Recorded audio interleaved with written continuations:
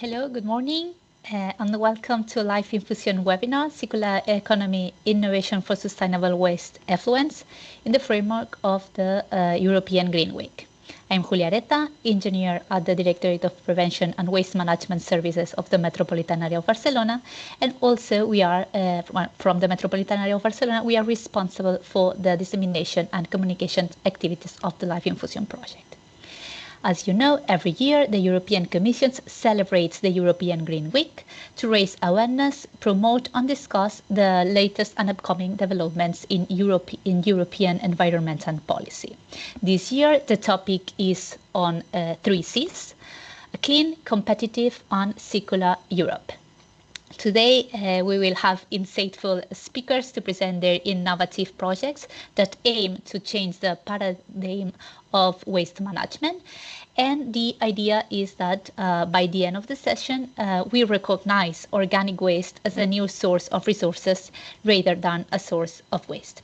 So as shown in the agenda, the webinar is divided in 2 main topics. The first one, innovative solution, a new way to see waste, and where we will see different projects that transform organic waste effluents into fertilizers for sustainable agriculture and new products to make our cities greener. The second section is more focused on waste management challenges and how to transform organic waste into proteins for food production. During the presentation, feel free to write your questions on the chat. And at the end of each section, we will try to answer them all. Thank you.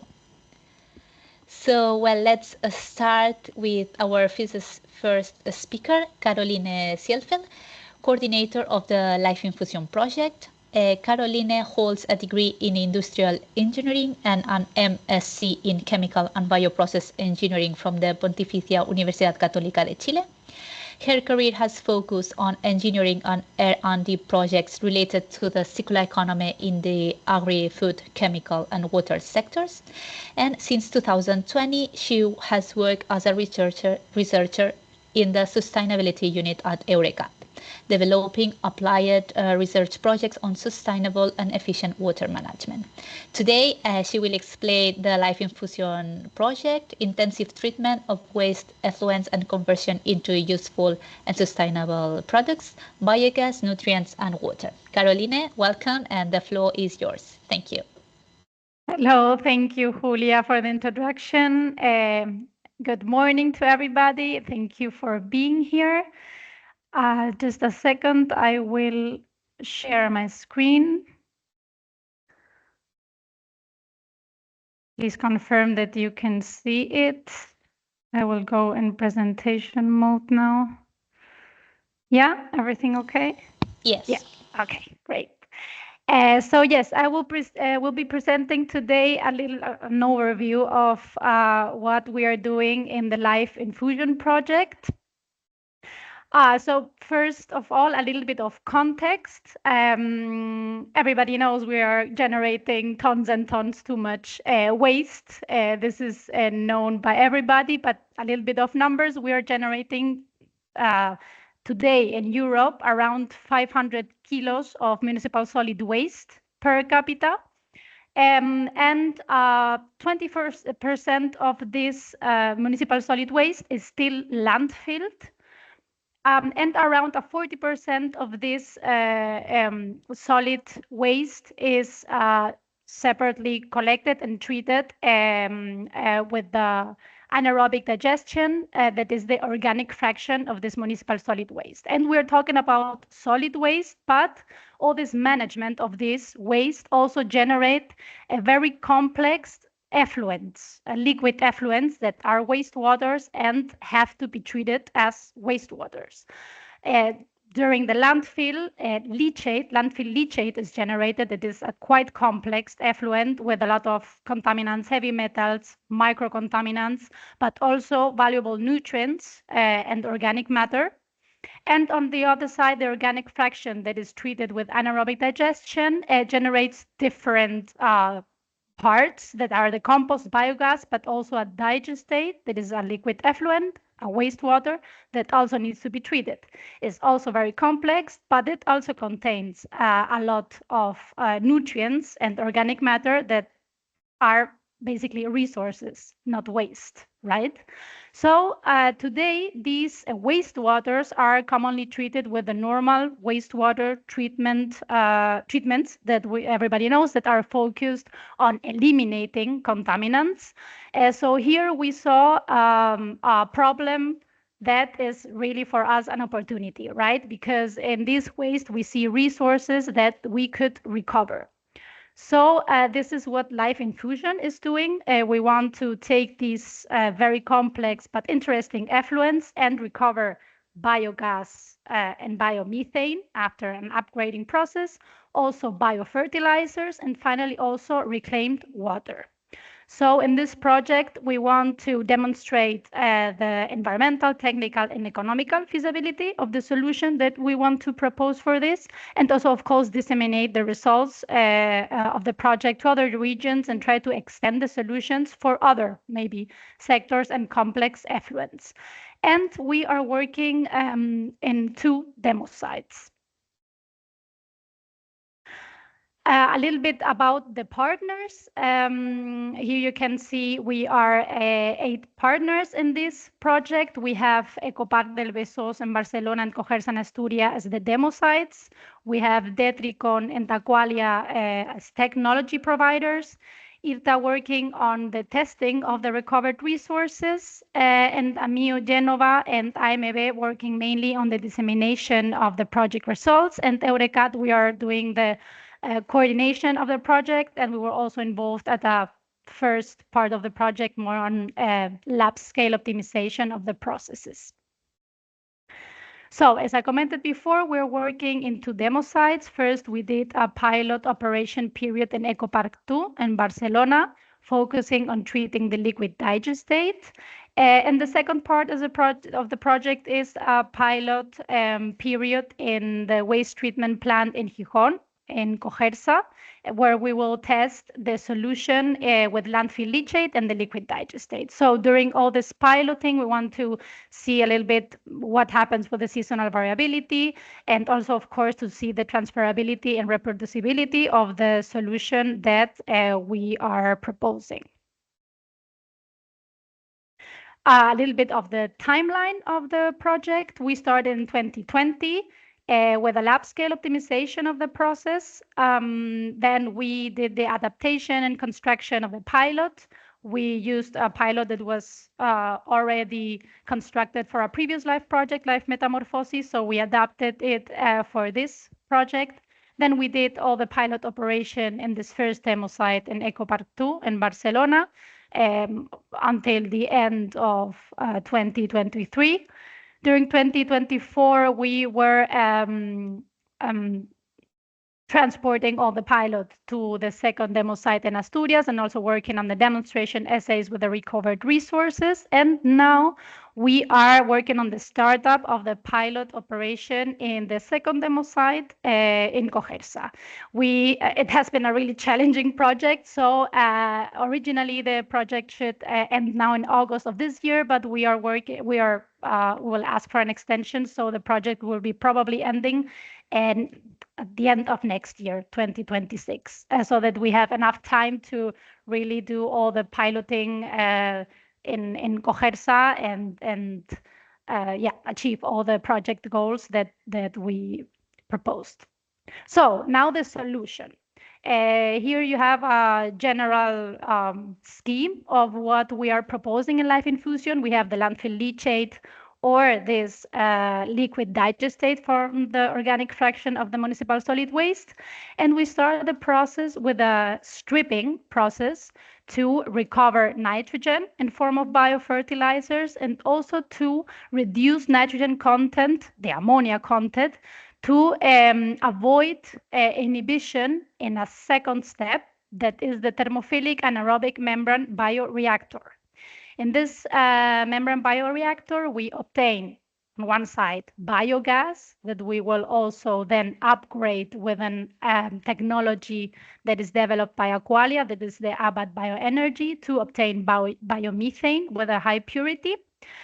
We also obtain from this membrane bioreactor a stabilized solid perch that can be used as a fertilizer in agriculture. And we obtain this permeate that we recover from the ultrafiltration of the bioreactor that then we treat with membrane contactors to recover the rest of the nitrogen that is still in the effluent, also as a biofertilizer. And the last step is a polishing step with regenerated reverse osmosis membranes, where we want to recover high quality water that can be also used in agriculture. And we will also theoretically evaluate the recovery of struvite from the concentrate of this reverse osmosis step with regenerated membranes. And here you have some pictures of all the pilot units. At the top, you can see the stripping and also the membrane bioreactor with the ultrafiltration membranes. And on the bottom, you see the reverse osmosis and the membrane contactors. So a little bit of the results we have obtained. So in the demo site in Barcelona, first I will start with some numbers about the stripping results. The stripping unit was operating from April 2022 until March 2023. We operated at different temperatures. And as you can see in the table, we achieved around 70% of recovery of nitrogen. So we also achieved the KPIs of the project. It was to recover between 50 and 90%. So really good results. And of course, you see the effect of the temperature, right? The highest temperature, we could achieve the highest recovery of the nitrogen, working at around 65 degrees Celsius. In case of the membrane bioreactor, you can see here also all the periods that we were operating the reactor. We achieved around the maximum 2.7 cubic meters of biogas per cubic meter of wastewater. And the highest COD removal we could achieve was around 83 and 84%. That is quite good. Also achieving the KPI of the project, that was to achieve COD removal higher than 75%. So very good in this sense. And here also, when you look at the, for example, hydraulic retention time, you can see how higher hydraulic retention times resulted in higher COD removals, which also indicated the recalcitrant condition of this complex effluent that is the digestate, right? So going on with the next technology, we have the membrane contactors. Here we were doing some trials at different pH, as you can see in the table, and also from 9.5 to 11.5 of pH. Of course, higher pH foster the transformation of ammonium into ammonia, so it's easier to recover it through the membranes. And at a pH of 11.5, we could achieve around 60% of recovery of the nitrogen also. So in this case, also quite good results with the membrane contactors. And finally, we have the polishing step with the reverse osmosis regenerated membranes. Very shortly, basically, the regenerated membranes are membranes at the end of life reverse osmosis membranes that we apply an oxidation process that changes a little bit the active layer of polyamide. So we have increased permeability, similar or lower rejection, but a same mechanical robustness and also lower power requirement. So it's a very interesting way of giving a second life to the end-of-life reverse osmosis membranes. So we tested two regenerated membranes and also a different pH. And as you can see, the rejections were not very high. We would have need high rejections in this case to have outlet conductivity that is good enough for the agricultural application. You can see here the conductivities are quite high, so this is something that we also need to optimize during the second period of piloting that we will do in Asturias. All the tests were done at 75% of water recovery and batch. In this pilot unit, you can see also in the picture. And yeah, basically here we will continue optimizing this step with other regenerated membranes with better characteristics so that we can have really high quality water for the agriculture. And now talking about the reclaimed water for the agriculture, I will present some slides about the agronomic assays that were done by IRTA with the recovered resources. They tested the digestate, the concentrate from the ultrafiltration of the thermophilic anaerobic membrane bioreactor, and also the reclaimed water obtained at the end after this polishing step with the regenerated reverse osmosis membrane. So here in the table, you have some information about the characteristics of this effluent and also pictures, so you can see how they look like.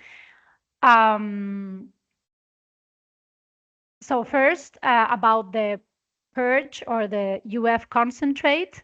They tested it in pots filled with organic but poor from the nutrient aspect substrate, and they tested it on lettuce and some ornamental plants. So here what they did is to test 4 different treatments, a control with no fertilizer, another control that is a control plus with conventional fertilizer, and then 2 types of dilution of this ultrafiltration purge that they applied 2 to 3 times per week manually.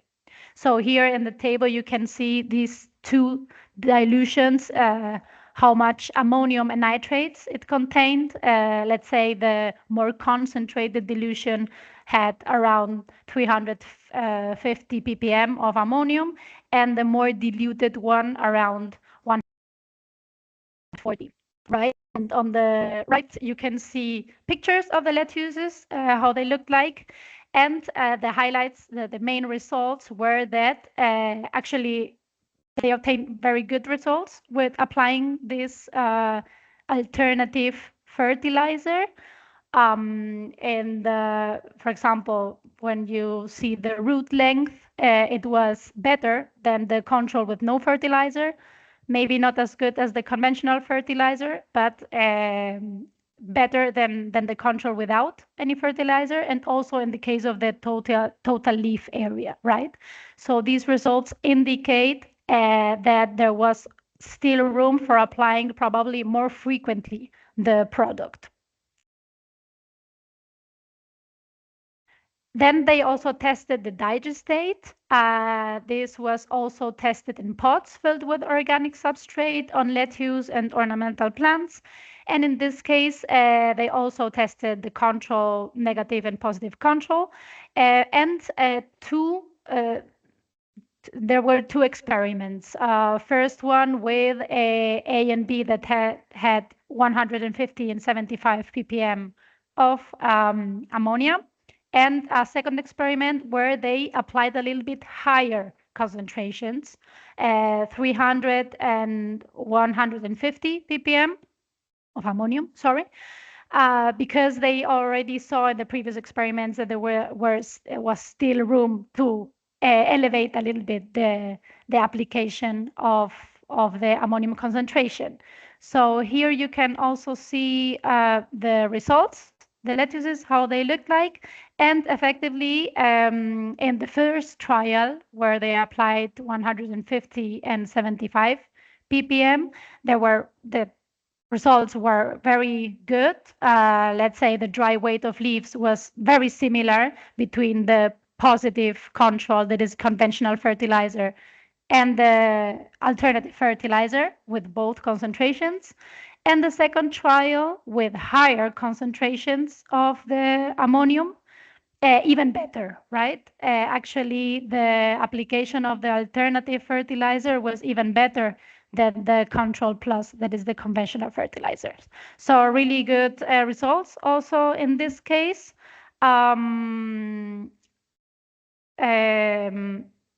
And the results were very similar, also positive for the ornamental species. That the results are not here, but it was quite similar in this case. Caroline, 1 minute. Yes. Thank you. I will do it very short. Then the reclaimed water, they also tested on the growing bags, but in this case with tomato. They tested a dilution of 25% of reclaimed water and 75% of well water. And in this case, results were not so good as the previous one. Actually, irrigating with 25% of reclaimed water resulted in a loss of about 50% of total tomato production.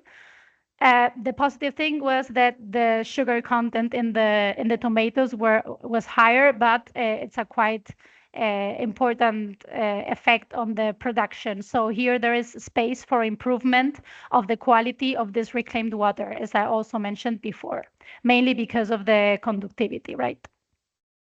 And finally, 2 slides just to show you a little bit of the demo site in Asturias, how they have been working on all the civil works and the transportation of the pilot and finally the installation. Now it looks like on the right, you can see it.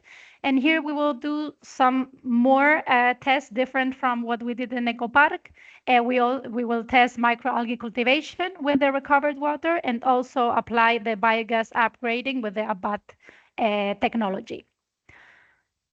And very short, some biodiversity assessment have been done until now to check the presence of the different microalgae species that we can find. Some tests also with the ultrafiltrated leachate, feeding this microalgae with the leachate to see a little bit what will happen when it's done also at pilot scale, right? So now, Cogersa started to feed the raceways that you can see also in the picture with the ultrafiltration leachate they are producing now. So soon, I hope we will have some pilot results that we can share with you. And that's it. Thank you for your attention. Sorry if it was too long, but yeah. Thank you, Caroline. Remember, all the audience, that you can write your questions on the chat. So we have now seen a new environmental friendly solution to treat the liquid fraction of the anaerobic digestate, but is there any other innovative solution to treat anaerobic digestate, both solid and liquid fraction? Let's see now LIFE Dimitra, a project to demonstrate a new scheme to valorize anaerobic digestate into biofertilizer for climate-friendly agriculture. It's a pleasure to receive Dr. Sofia Mai. She has been a laboratory teaching staff at the School of Chemical Engineering at the National Technical University of Athens since 2014, with extensive teaching and lab experience. Her research focuses on waste management technologies, resource recovery, and circular economy. She has 73 journal publications, over 150 conference papers, an H index of 22, and more than 1,500 citations. She has also contributed to over 70 national and international research projects, collaborating with global academic and industrial partners. Sofia, welcome. All yours. Thank you. Thank you. Thank you very much for the introduction. I will share my screen.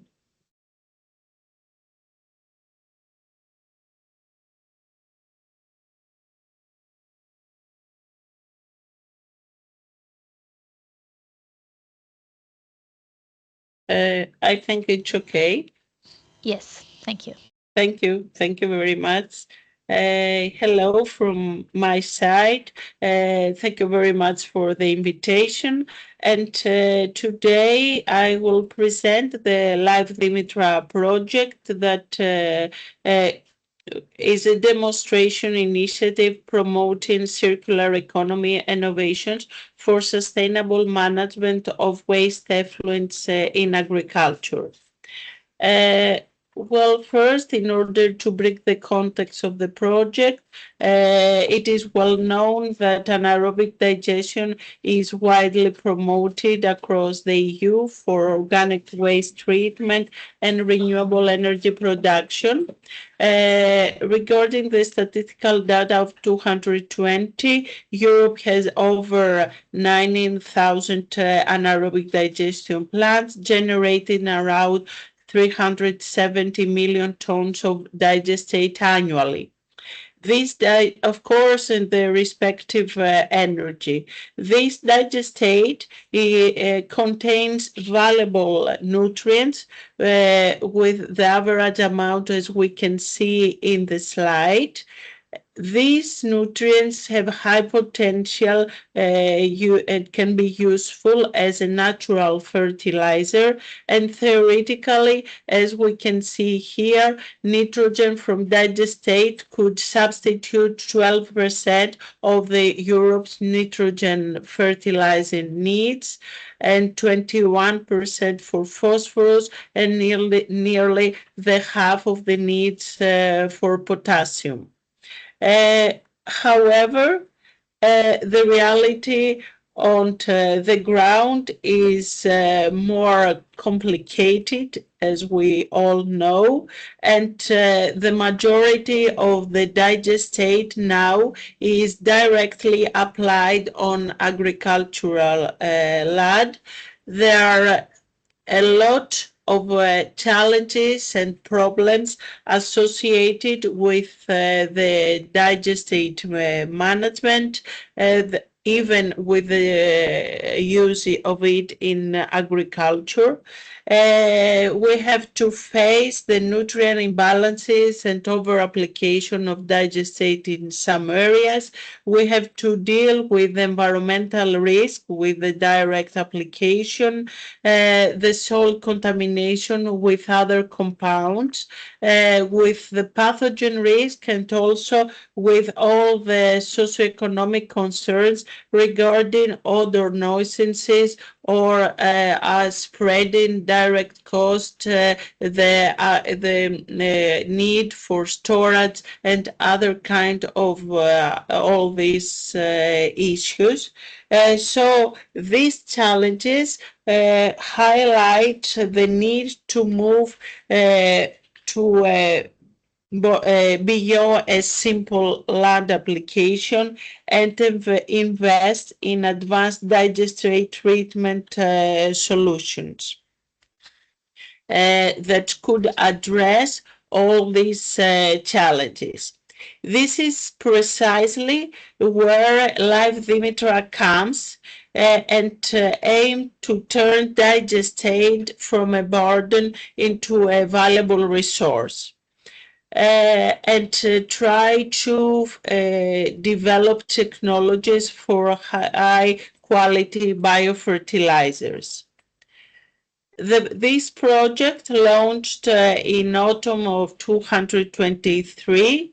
It's a 56-month life project implemented by a multidisciplinary consortium of partners for 4 different European countries, bringing together diverse expertise in circular economy, agriculture, environmental engineering, and NTUA is the project coordinator.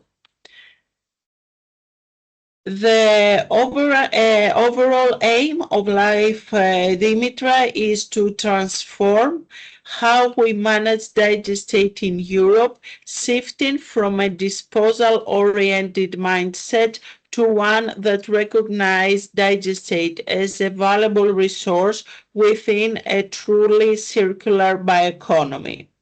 More specifically, the project aims to demonstrate innovative technologies for the valorization of digestate into marketable bio-based fertilizer and also reusable water, reduce the environmental footprint of anaerobic digestion by minimizing nutrient losses and uncontrolled emissions, support climate resilience agriculture by replacing synthetic fertilizers with bio-based alternatives, and enhance nutrient recovery efficiency.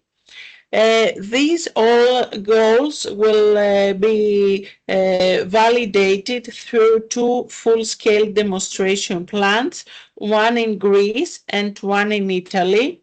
And these pilot plants will be integrated into existing anaerobic digestion sites. LIFE Dimitra contributes directly to the relative EU policy initiatives. Passing to the demo plants that is the core technological innovation of the project. Demo 1 is installed in Greece in Viotia, and it is connected to an existing 1 megawatt anaerobic digestion unit that uses agricultural residues from various crops and manure as raw material. And we can see the flow diagram and the rough mass balances of the anaerobic plant. That it is producing nearly, as we can see, 25,000 tons per year digestate. The pilot plant within LIFE Dimitra project shall process nearly 50 tons per day of digestate, producing 3 tons of compost daily, 2 tons of solid organic fertilizer, and approximately half a ton of ammonia sulfate, and 38 cubic meters per day of water. More specifically, Demo 1 includes a liquid-solid phase separator that it is already installed in the plant and aims to mechanically separate the digestate during anaerobic digestion in liquid and solid fraction. Then, the liquid fraction led to an innovative evaporator with very low energy requirements that aims to separate the liquid fraction into a nutrient-rich solid phase and to a high-quality water that can be used for irrigation purposes or washing of vehicles transporting the raw materials within the plant. At the same time, the gaseous emissions rich in ammonia are led to a suitable design scrubber and ammonia sulfate, and a compound mainly used for inorganic nitrogen fertilizer. It will be produced in the form of ammonia sulfate. On the other hand, the solid fraction of digestate is composted in order to produce a solid organic fertilizer rich in nitrogen, phosphorus, and potassium. The use of additives in the bulking agents aims to upgrade the quality of this compost. We can see here the characterization of digestate of the plant, and of course the digestate is continuously characterized in view of mapping the fluctuations of the composition. Studying the process unit one by one, first and taking into consideration the composition of the digestate, the evaporation unit is based on a patent technology and consumes much less energy than the conventional vacuum evaporation. It has two-chamber designs and enables the efficient phase change and recovery of the latent heat. It is tailored, it was designed to construct it and installed in the pilot plant site. Then, respectively, the scrubber that will convert the ammonia in the gaseous phase to the liquid ammonium sulfate. It was designed, constructed, and installed as well. We can see here the whole plant that was installed in Greece.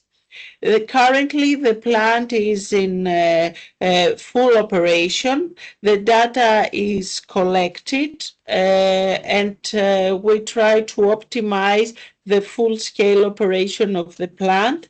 The first results are very encouraging.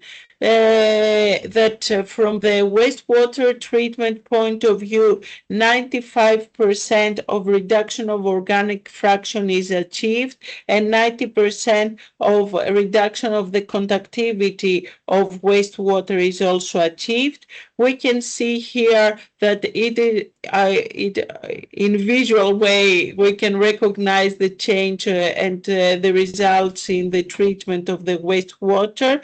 The quality of the water is very suitable for irrigation reasons, and also the recovered solid now is under evaluation in order to be assessed as a biofertilizer and how can be further upgraded. Moving to the demo 2, demo 2 is located in Isola in Veneto region of Italy, and it is connected to the operating anaerobic digestion unit, again of 1 megawatt. The unit uses manure and energy crops as raw materials, and the digestate currently is led to a solid liquid separation system. The solid fraction is used as fertilizer, while the liquid fraction now is stored in evaporation pond and remains there for 6 months, and after is used for irrigation.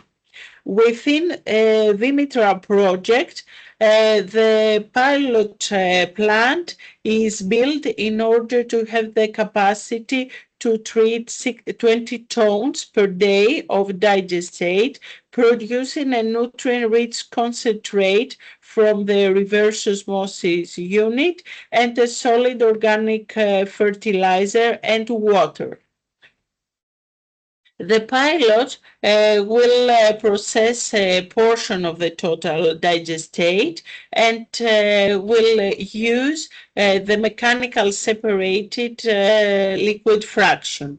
The liquid fraction, as we can see, will be first screened, filtered to remove all the suspended solids using a screening unit and a ceramic filter, and then the liquid effluent is treated with a reverse osmosis unit in order to recover nearly 80% of water, and the concentrated remain will be used as biofertilizer. As was the case for demo 1, the plant was the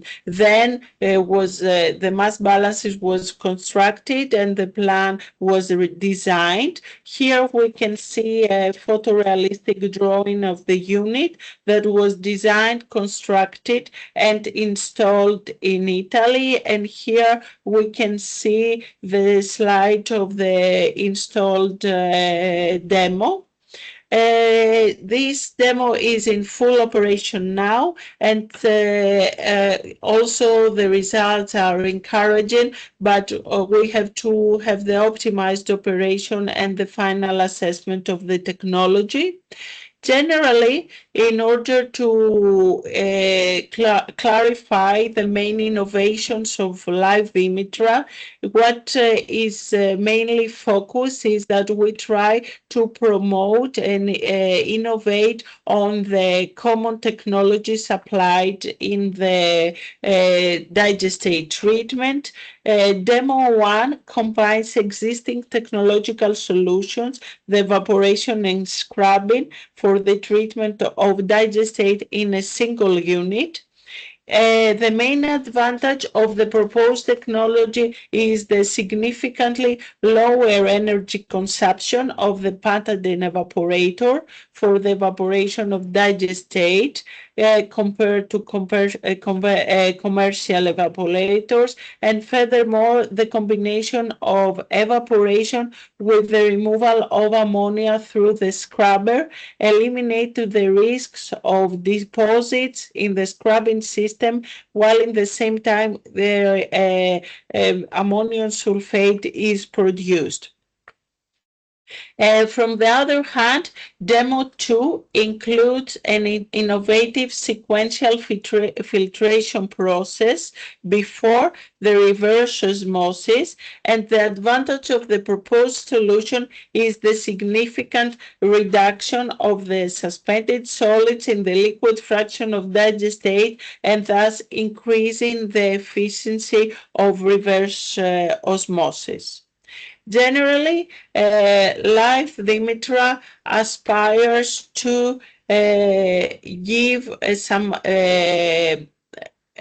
major environmental benefits in the digestate management, and to also LIFE Dimitra aiming to come in touch with all the relevant stakeholders, have developed a knowledge exchange multi-stakeholder platform that had just initiated. The purpose of this platform is to enable users to register, to search information, to upload data, and connect to each other. Generally, we aim to facilitate collaborations and knowledge exchange among stakeholders. This platform has just initiated. We encourage all of you, since you participate in this webinar, you have an interest on this content. We encourage, more than encourage, all of you to register in the platform and make it dynamic and have an open channel to discuss all these issues, and stay tuned with the results of LIFE Dimitra, but generally with this issue of bring innovation in digestate management, and generally in the secondary biofertilizers and these kind of bioproducts. This is all for me. Thank you very much. I remain to your disposal to any question. Thank you, Sofia. Let's move on to our next speaker. She is Esther Molina. She's postdoctoral researcher at the Department of Chemical, Biological, and Environmental Engineering at the Universitat Autònoma de Barcelona. She is specialized in municipal organic waste valorization through different mechanisms, particularly solid state fermentation. Part of her activities includes the technical management of Fertilab project. Esther, thank you for coming, and the microphone is yours.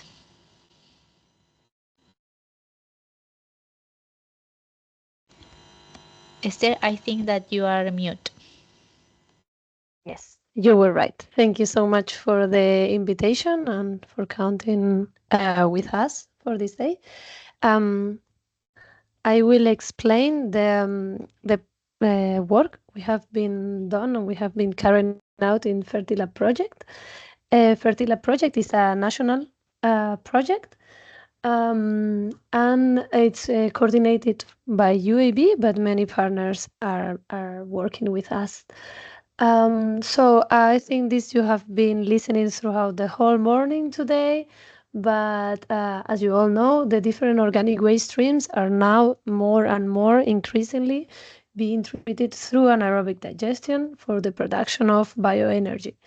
And this process is gaining interest for obvious reasons, but another question when working with it remains, which is the end or the main end stream of this byproduct, which is digestate. This is the remaining solid fraction after anaerobic digestion is finished.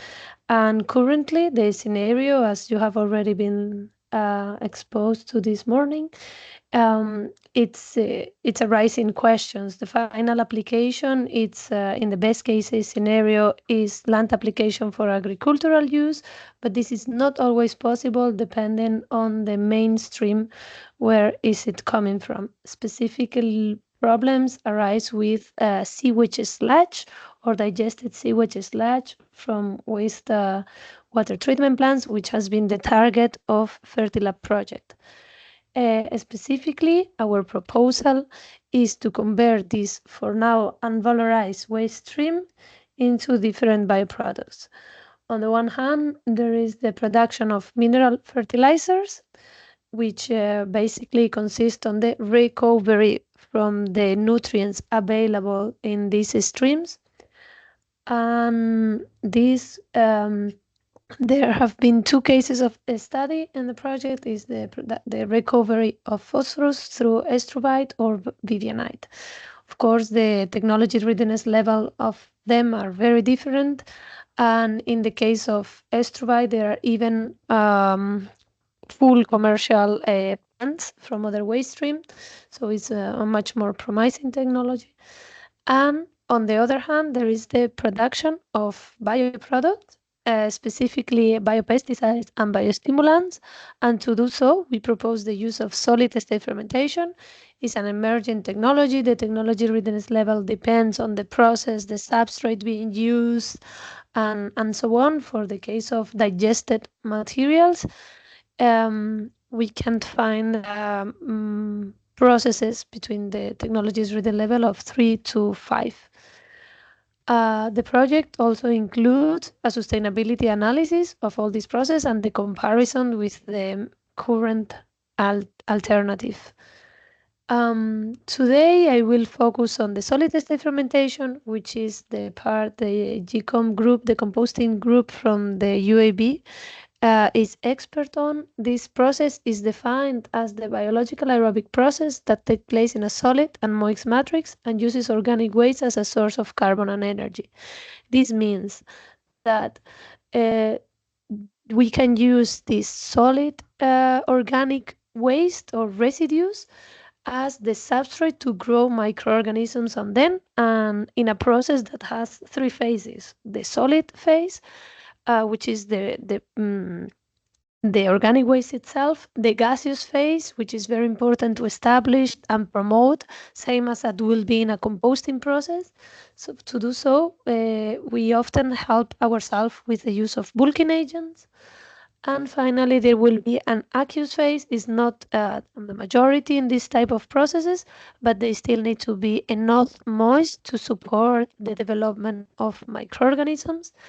And under more or less stable control conditions, depending on the process, we can make these microorganisms grow. This process has some disadvantages, specifically related to all the mass transfer challenges that come from managing solid matter. But for the case of a study, for the case of I'm presenting today, the use of this digested sewage sludge, there are some additional challenges. On the one hand, there is this variability between different sludges. It's also a material with a high pH, which under solid state fermentation conditions can be difficult to control. We have an already existing microbial population, since it's coming from another biological process. There is a microbial population that might compete with our microorganism of interest, and of course a low availability of organic matter. So for the project, we propose two different types of bioproducts: the growth of biopesticides, specifically the Bacillus thuringiensis, which is the most common biopesticide produced worldwide, and the use of Trichoderma hartianum as a biostimulant. We have been able to arrive to 22-liter scale for the case of Bacillus thuringiensis, using exclusively digested sewage sludge. We have produced over 40 kilograms of this solid material with an average concentration of around 10 to 7 viable cells per gram of dry matter, and also an average yield of 12 spores. And I would like to highlight that from this microorganism, the spores are what are associated with this insecticide activity. So yeah, and I think one of the most important things of the project is that thanks to the collaboration with IRTA, we have had the opportunity to test and evaluate the agronomic performance of these solid materials. And now I will present some of the results which they obtained, which probably is a very interesting part because you can see the application. So the first step, of course, is to chemically characterize these materials for their agronomic use. In general, we can highlight the high presence of nitrogen, both in ammonium form and other nitrate forms, oxidized forms, even though these ones are lower than the ammonia, which can be expected for the kind of product we are dealing with, and also the process since any longer stabilization has been performed. And yeah, there is also a high concentration of potassium and total nitrogen. So the first time for IRTA, it was the first time using this material as a fertilizer, and they had a lot of questions they needed to solve before addressing the experimental. For instance, in the first image, you can see the material as received is a solid material with the microbial biopesticide inside. And so they wonder whether they could crush it or not, and whether if by crushing it they will induce this nitrogen starvation because of the high content of wood chips and therefore the high content of carbon. Also, they wanted to compare the fertilizer power of this material to mineral commercial materials such as osmocote. And additionally, they also include two controls more in the experiment: the effect of using another commercial bioinsecticide. For that, they use Bacillus thuringiensis, a different subspecies, but very similar, and also a control with commercial biostimulant Bacillus subtilis. So this led to a huge number of parameters, a total of 21 different treatments, but not all of them deemed as significant. So in this slide, you can see the significant treatments from a statistical point of view. For instance, they didn't detect any difference between the control with inoculation or not inoculation at this experiment, which was the fertilizer, which can be expected. So I will explain now in detail the results, but basically a bit about the distribution. We have this control without anything and only different dosages of the mineral fertilizer. We have a control included the biostimulant, commercial biopesticide, and finally the results from the bioproduct produced through solid state fermentation inoculated with Bacillus thuringiensis. Here are the results of the fertility of the substrate at the end of the trial. The color is as explained before: in gray the control without anything, in green the control with bioinsecticides, in blue with biostimulant, and finally in purple the solid results. Okay, the intensity of the color is the dose of mineral fertilizer.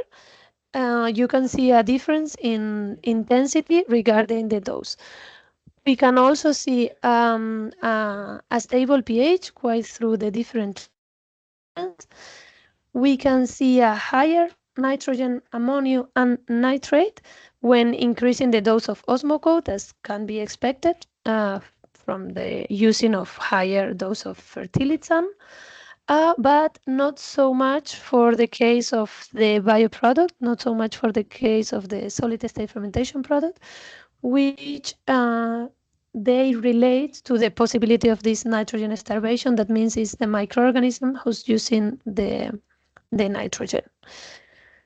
So we also perform a collaborative work to test whether this microorganism can be seen at the end of all this agronomical usage. And from a qualitative point of view, the microorganism was still there, both in the case of the control, of course, but also for the solid substrate. So from a biometric measurement, so when they were assessing a bit more in details this biostimulant or fertilizer characteristic, in the intermediate sample at the middle of the assay, they could observe more interesting results. So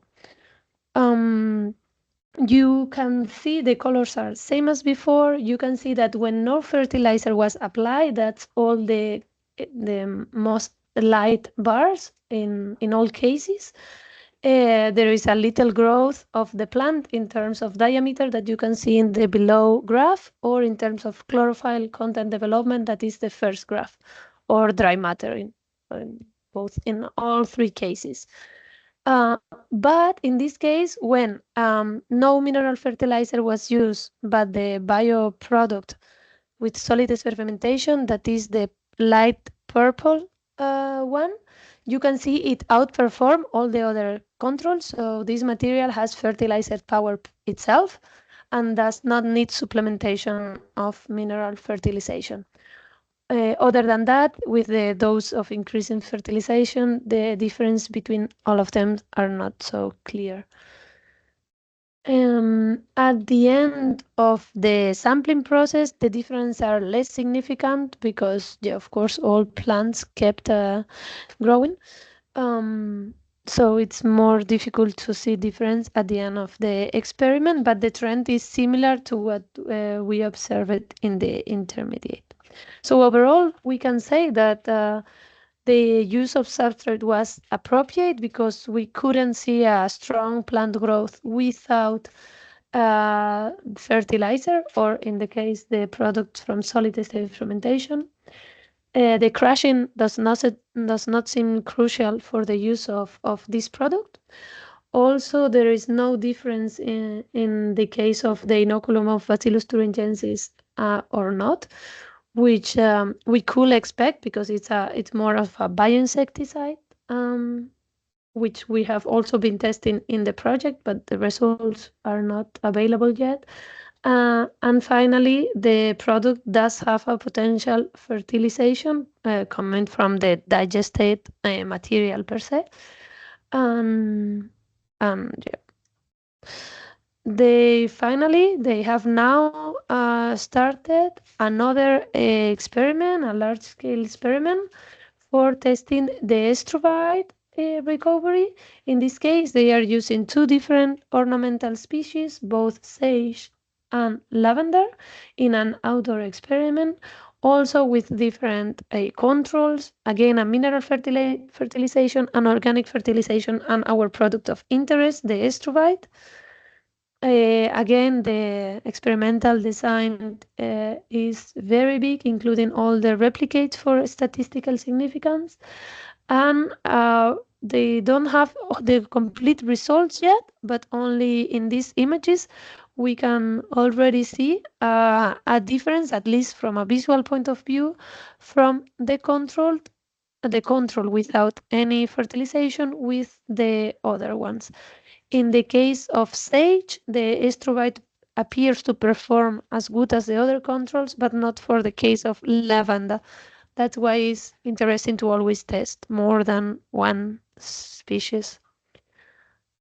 And yeah, in this image, in these new images, the visual effect can also be seen from the controls in the left of the image to the materials tested in the right of the image.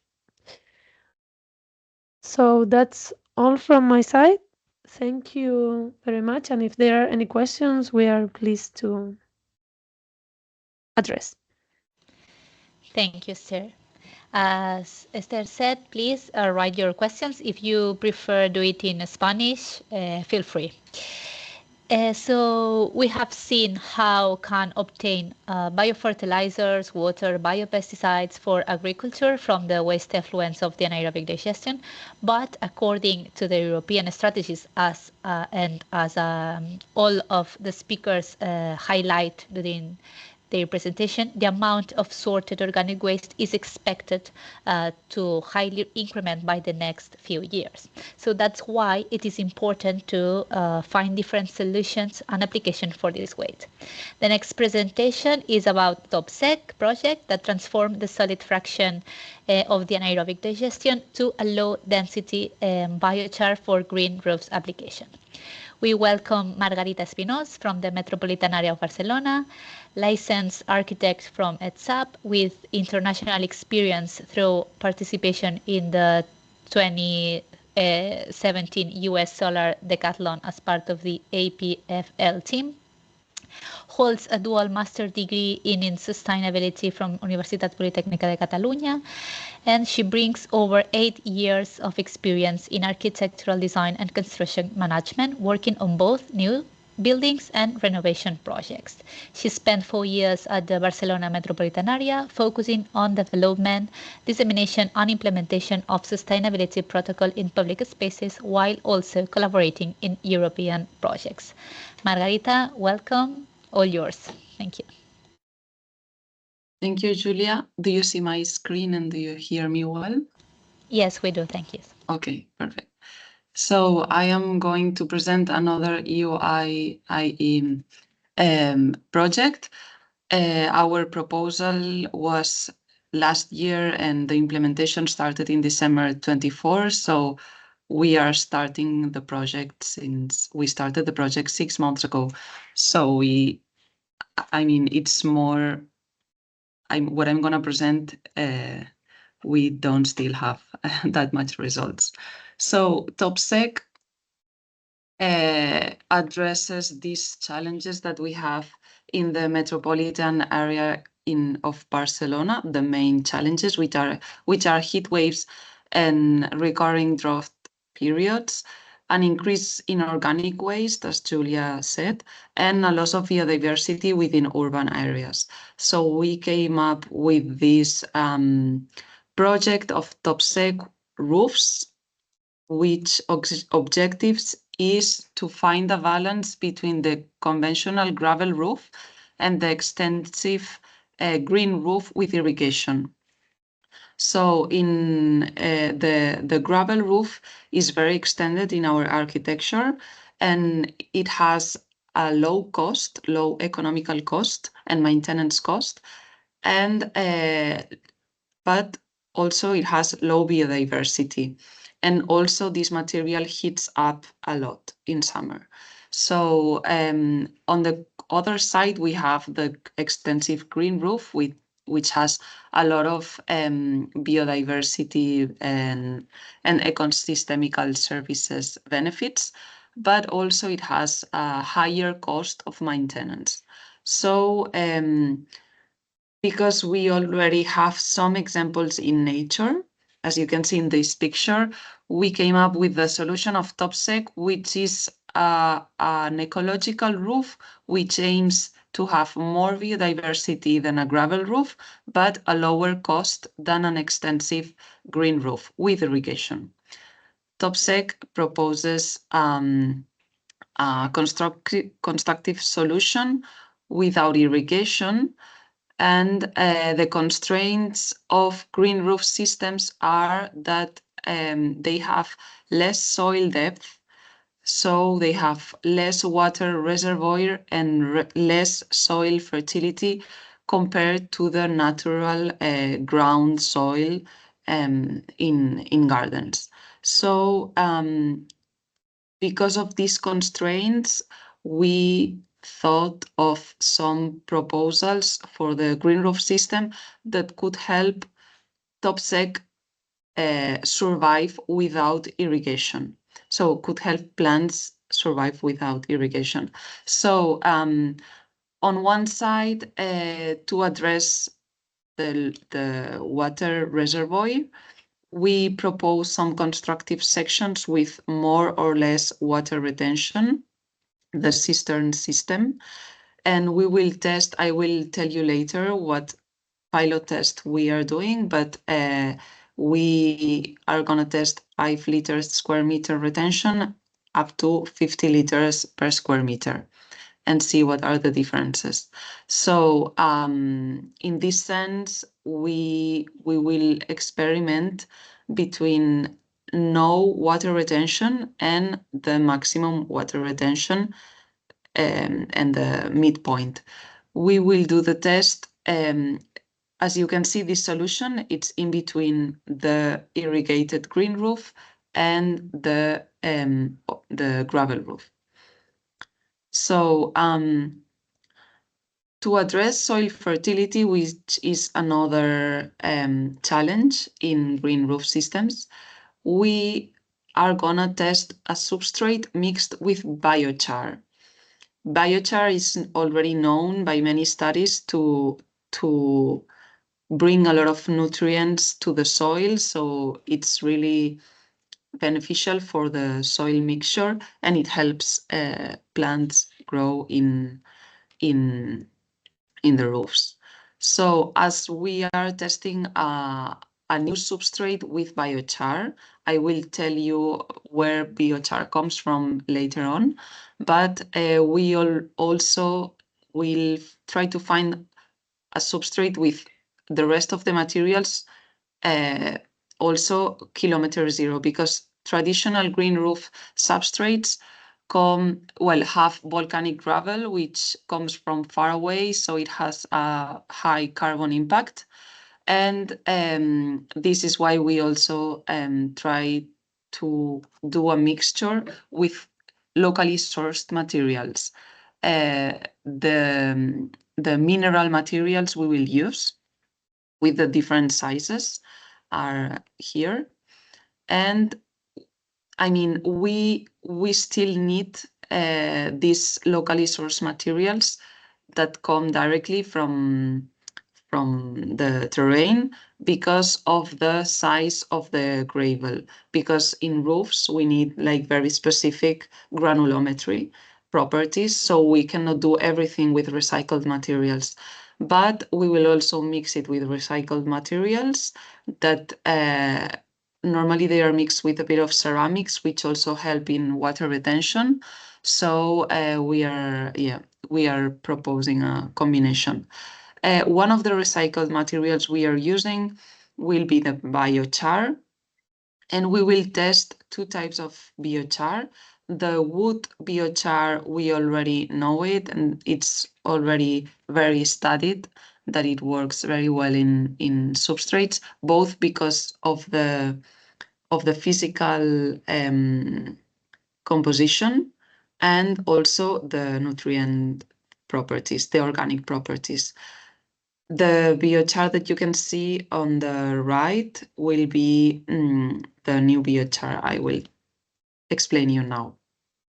So this project, besides testing the green roofs without irrigation, we are also testing a new byproduct for the solid coming from the organic waste.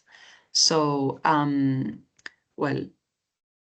one of the competences of the metropolitan area in Barcelona is the waste, the municipal waste treatment. So the sorted organic waste is treated in composting plants to produce compost, or in a mechanical biological treatment plant, MBT plants. So,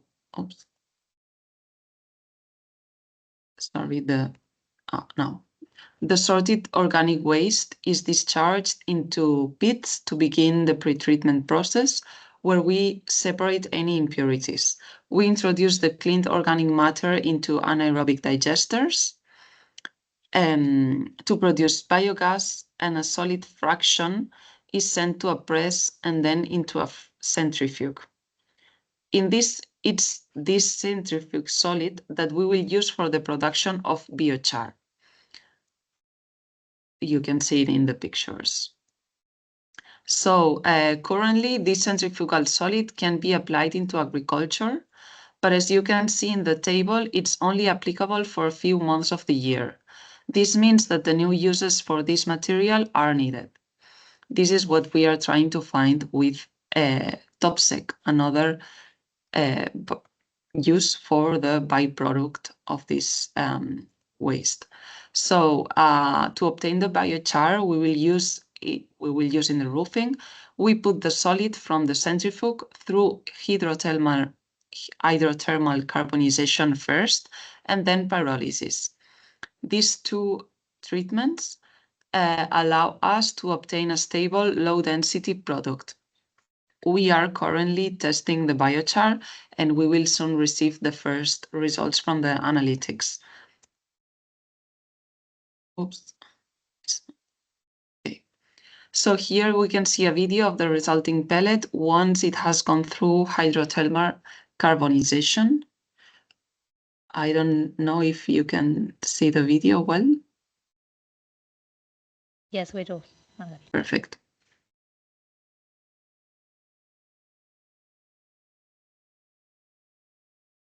So once we will have characterized the biochar together with the rest of the materials of the substrate, we will perform some pilot tests. Next to our headquarters office, we have an office building where we will perform this pilot test. You can see here some boxes. These boxes, we are going to divide them with this distribution and do some boxes as a control boxes, the monolayer gravel control and the irrigation extensive green roof with irrigation. This will be the minimum and the maximum and will serve us to know how the other tests perform. So for TopSec, we are going to test monolayer without water retention, this constructive section. The next constructive section with the 5-liter water retention, and the next one with the 50-liter water retention. We will test without biochar, with bio-waste, I mean biochar coming from waste, and with biochar coming from wood that we know it works. So we will see if there's a difference with the biochar from waste. So this is the organization of the different boxes. And we will sensorize these boxes with weather stations, with humidity and temperature sensors, load cells and data loggers and scatter displays to know all the different parameters we need to know for the roof. This pilot test will be performed in October. They will be built and they will be monitored during the next year. And then next summer 2026, 4 big roofs will be built. We chose different kind of buildings in different locations. So the first one is an educational facility in Cornellà de Llobregat. Here we will do a 430 square meter TopSec roof. The next one is the same office building, but in another module, we will do 300 square meters of roof. The residential building, it's the only new building the project is currently being built, and we will also do 500 square meters of TopSec roof. And the other one, the last one, it's the environmental facility, the waste treatment plant Ecopark 3 in San Adrià del Besòs, where we will build around 250 square meters. So these 4 buildings are of different nature, as you can see, and this variety of types of building allow for the integration of a wide variety of technical and social agents, which is very important to ensure the future replicability of TopSec roof. Because we want to generate demand from people and we also want to form professionals to build this roof. So besides these whole scientific tests, we will also organize workshops and consulting sessions for people, for citizens, for building users, and for professionals, so they get to know these kind of roofs. And also we aim to change mindsets from people, because to let them know the benefits of green roofs, which are like already very evident, but for scientific people, but maybe not for citizens. The coexistence with biodiversity and the seasonality and natural landscape. We change mindsets. By changing mindsets, we mean that we don't mean that green roofs are green all year long, but it's also okay to have roofs that are seasonal. So they can be green when it rains, but they can also be dry and brown in summer when we have droughts.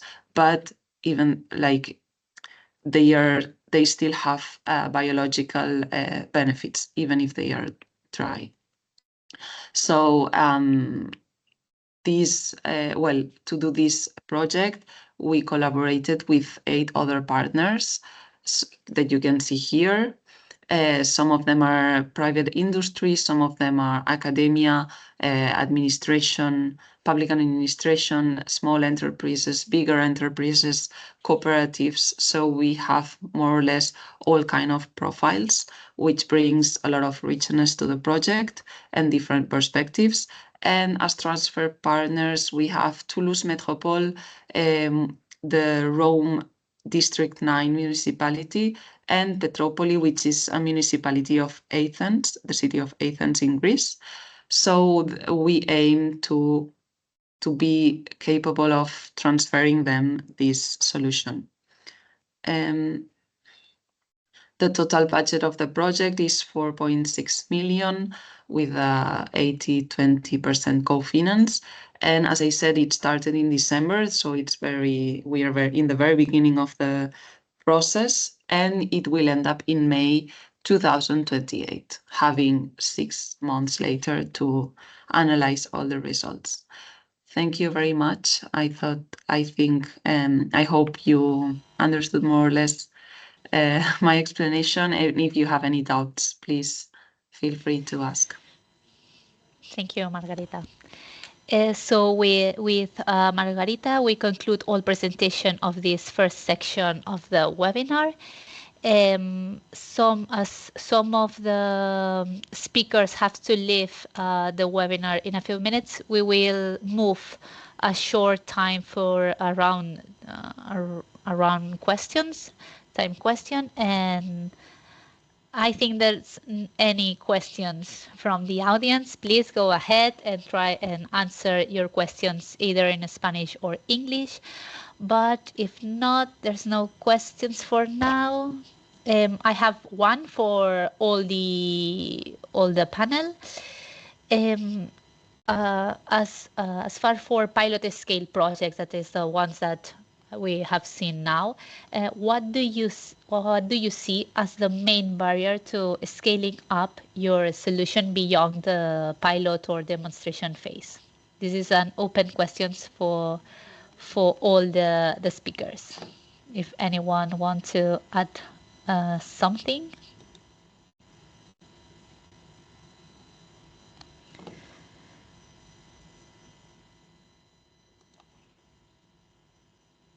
I can ask the question again in case you didn't listen to me.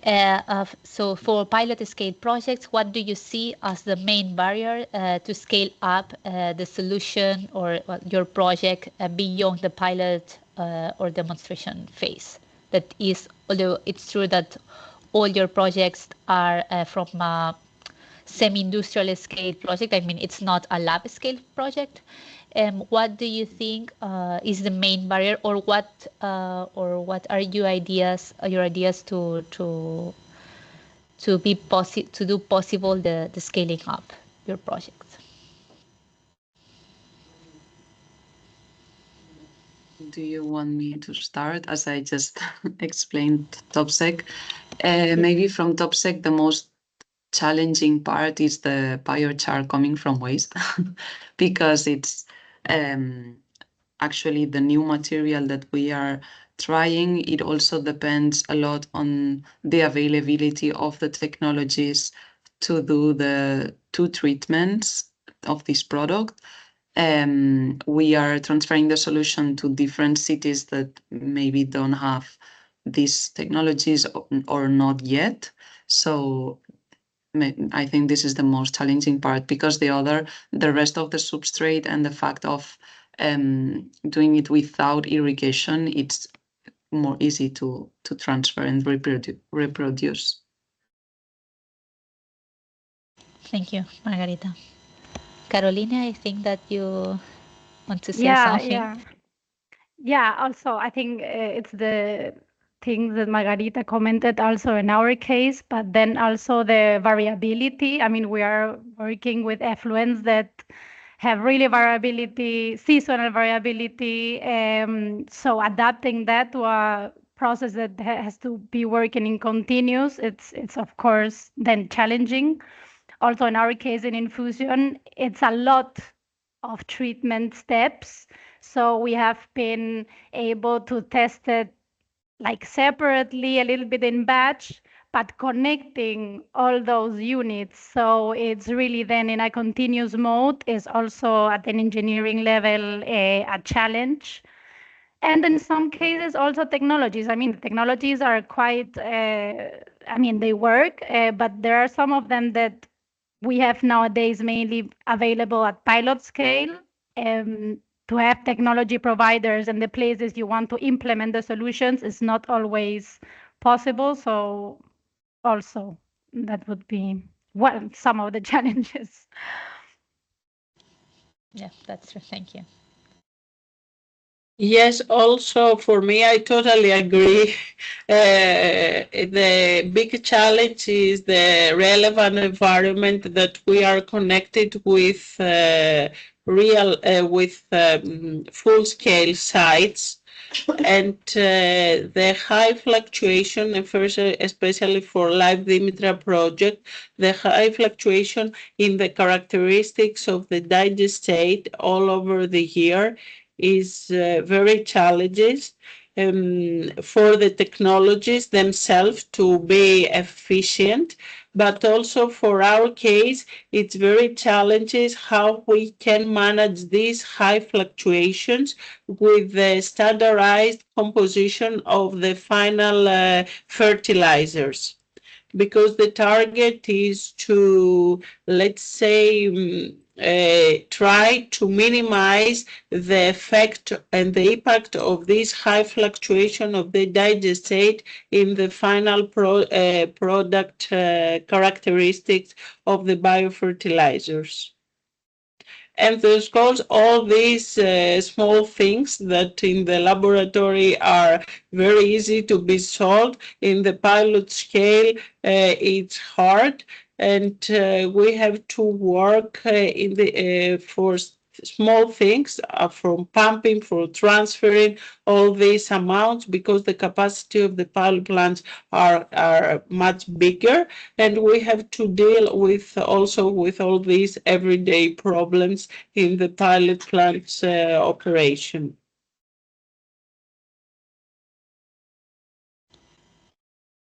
Thank you, Sophia. Esther, I don't know if you want to add something, but I think that all of you are quite aligned with the answer we of have this not question. reached such a big scale, but from already a lower scale, the variability is the main problem. And also, I will not only say internally, which maybe you can end up coping with or understanding, but as soon as you want to replicate this into another different wastewater treatment plant with a different condition, then it's like starting again. Okay. Thank you. If there's no more questions from this shy audience, let's go to the 15 minutes break, if you agree, and after that we will have the next section. Really interesting. See you in a few minutes. Thank you. Hello. After the break, well, and following with the agenda, let's move to the second section of the webinar. Now we have seen how waste effluents can be transformed into different valuable resources such as fertilizers, biopesticides, water, biogas, and biochar for multiple purposes. And now we will focus on how we can adapt facilities to climate change and new challenges. And also we will see a new initiative to transform organic waste into proteins for animal food, sorry. Remember that you can write your questions on the chat and we will try to answer them at the end of the webinar.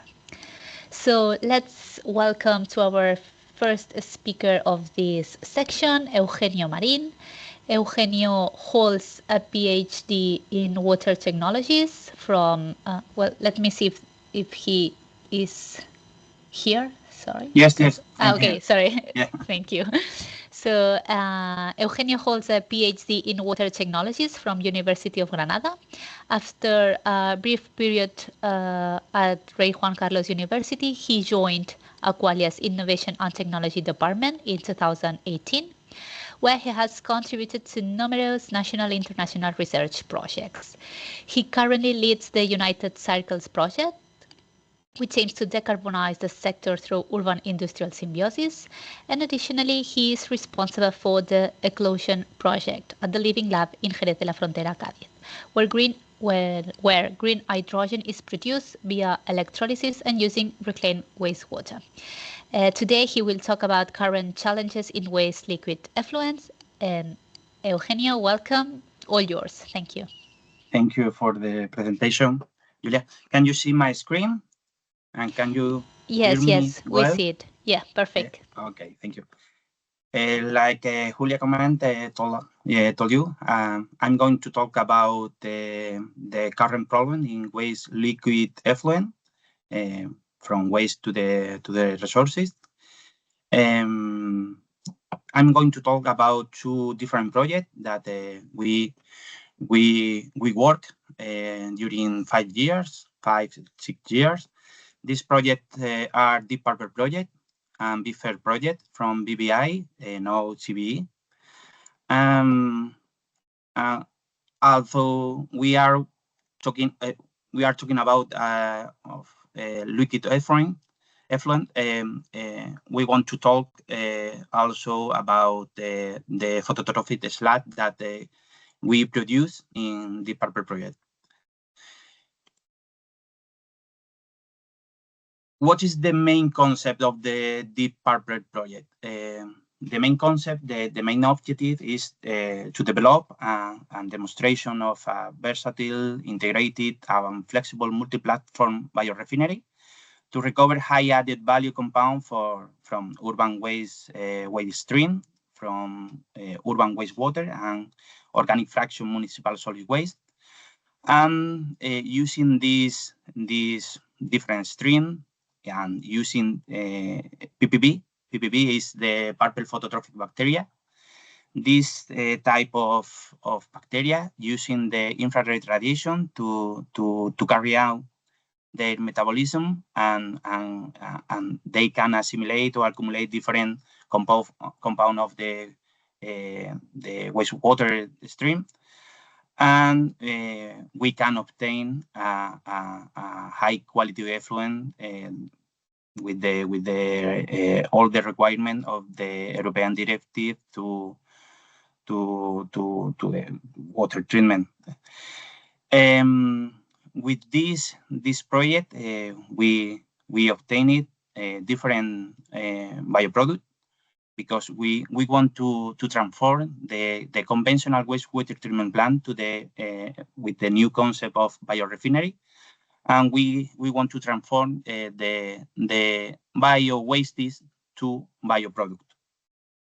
We have obtained different compounds, different bioproduct, like slow release fertilizer, cosmetic, because we can obtain a different product, bioproduct. This is the ectoin with a high value market.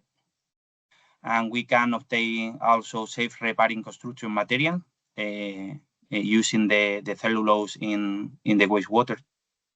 And for last, we can obtain bioplastic to produce biopackaging for non-use.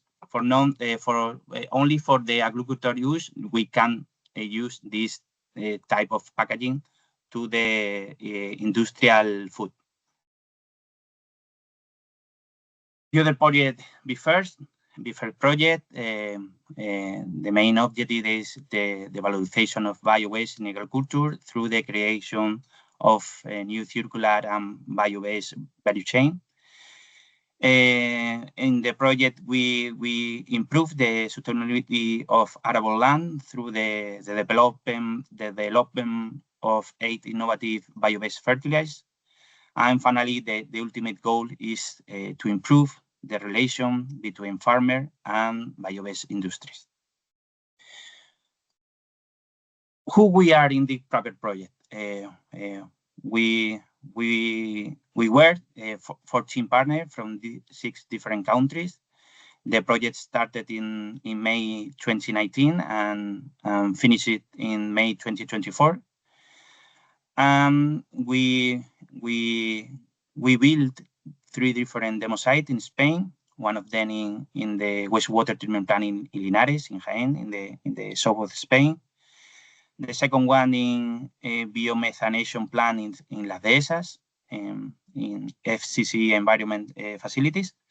And the last one in wastewater treatment plant in Rincón de Calla, in Badajoz, in Extremadura, also in Spain.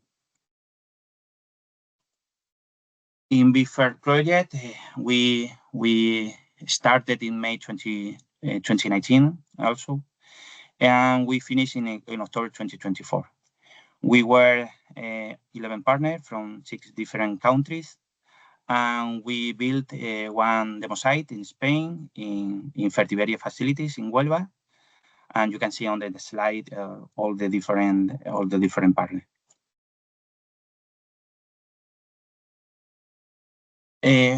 What technology we carry out in this project, in the Purple project and the first project? We developed amphora technology in the Purple project and aquavite reactor technology to produce struvite from the runoff of the after centrifugation. This is, you can see on the slide, exercise that we did. We adapt the population of Linares to the technology amphora. Amphora is an aerobic photo raceways. In this raceways, we are using the PPB, purple phototrophic bacteria, to treat the urban wastewater. Linares has a population about 57,000 people. If we treat this stream, we can obtain about 15,000 cubic meters per day of treated water, but we have obtained about 1 ton and a quarter of the daily biofertilizer that we can use in agriculture. We can avoid of about 6 tons CO2 per day. If we treated all the biomass or the phototrophic biomass into anaerobic digestion, we can produce a large quantity of the biogas. If we use this biogas into cogeneration, we can produce a large quantity of energy. And with this energy, we can supply energy to about 4% of the population of the city of Linares.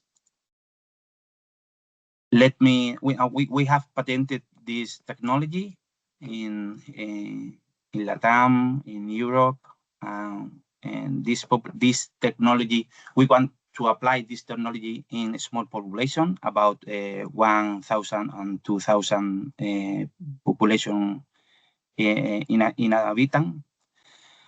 And let me show a short video. This is the demo site 1 in the Purple project. Is in wastewater treatment plant in Linares. This is the largest anaerobic photobioreactor in the world. This plant is for a population about 1,500 inhabitants.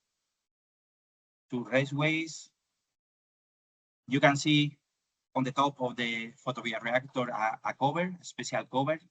We use this cover to filter the radiation, the sun radiation, to enhance the growth of the PPB into the photobioreactor.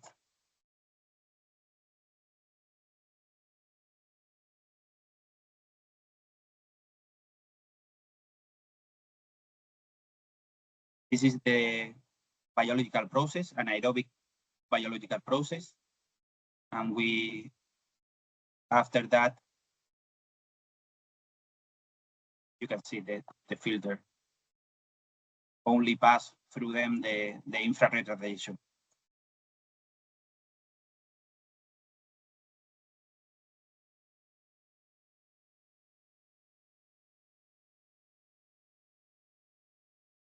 And the secondary clarifier are by gravity.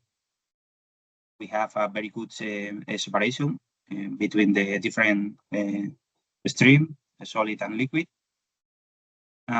We are obtaining a very good quality water, treated water.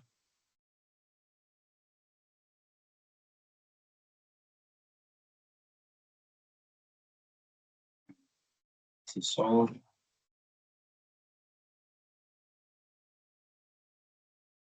in BIFER project, we are developing the aquabite reactor.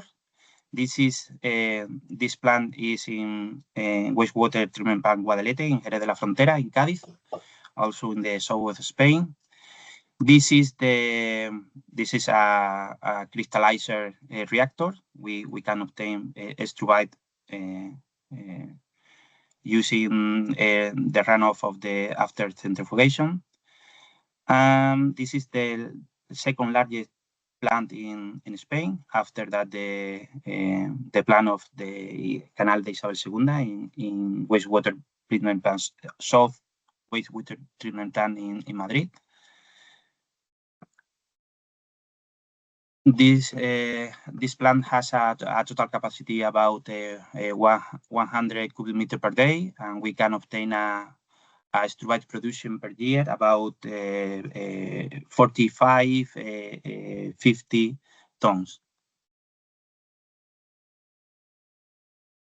And the result, the demonstrative plant is operating since August 2022. We feed this photobioreactor with water after primary treatment because we can't feed with high concentration of the solid. The maximum flow that we can treat it about 200 cubic meters per day. This is for a population about 850 inhabitants. And the energy consumption is about 0.10 kilowatt hour per cubic meter, even a little bit less, 0.08. And we have obtained a very good result. We comply with the quality of the directive, European directive and national Real Decreto. We have obtained a efficiency of total phosphorus removal greater than 50%, BOD 5 greater than 90%, the total suspended solid grade 80%, and COD greater than 80% also. In conclusion, we obtain a high quality of effluent that comply with the limit in COD, total suspended solid BDO 5, and even in total phosphorus in high sun radiation period. We comply with the requirement of total phosphorus in summer, but in winter no.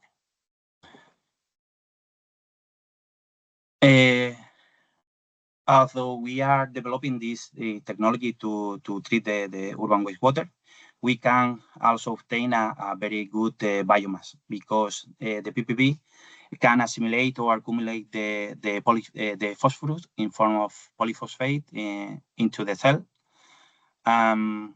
We are obtaining a biomass with carbon, nitrogen, phosphorus ratio about 115-13, and nitrogen, phosphorus, potassium ratio about 198-25. In the Deep Purple project, we had a partner, Roulier company. Roulier is a French company. They are using this biomass in 5 trayers, and they are obtaining a very good result using 150 kilograms PPB biomass per ton of biofertilizer. You can see in the 5 trayer with lettuce, sweet pepper, and winter wheat, and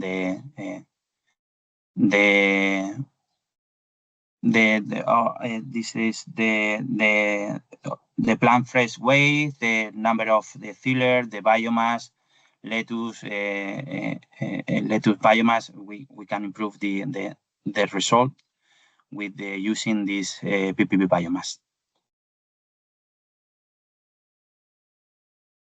An important thing is we can treat the water with this technology. We can assimilate the PPB can assimilate the total phosphorus, and we can obtain a very good quality effluent with very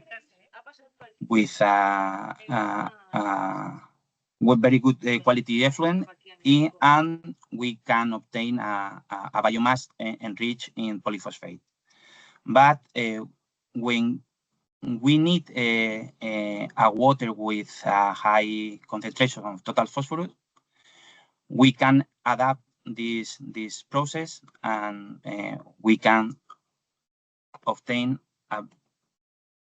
an effluent with high concentration of total phosphorus that we can use this stream, the effluent, to fertirrigation. This process is due to the behavior of PPB to accumulate, to assimilate the phosphorus is cyclic. When they are a high radiation period, the PPB assimilate the phosphorus, but in dark period, they can use this phosphorus to carry on their metabolism and excrete to the water the concentration of phosphorus. In BIFER project, we are operating this plant in different hydraulic retention time. We are working between 5 hours and 20 hours. And we obtain it a phosphorus removal efficiency between 65 and 85%, and the aquavite production between 7 and 22. You can see on the slide the different granulometry of the struvite, the aquavite production, and we are producing a struvite with the quality that the new European reglement with the quality that with the quality of the with the requirement of the quality of the new European reglement that include the phosphate salt to use in raw material for fertilizer. Eugenio, just 1 minute left. Yes, just only. You can see on the slide the OPEX study. You can see the total cost to produce the struvite is greater than 1,000 euros per ton. But the fertilizer industry for the fertilizer industry, the market price is about between 400 and 500 euros per tons. Due to we need to reduce the cost, the operational cost, and we are working different projects in C4 Value project and Rewise project to obtain alternative source of magnesium and alternative source from alkali, from hydrox sodium. And in this project, we can obtain this chemical from the brine of the seawater treatment.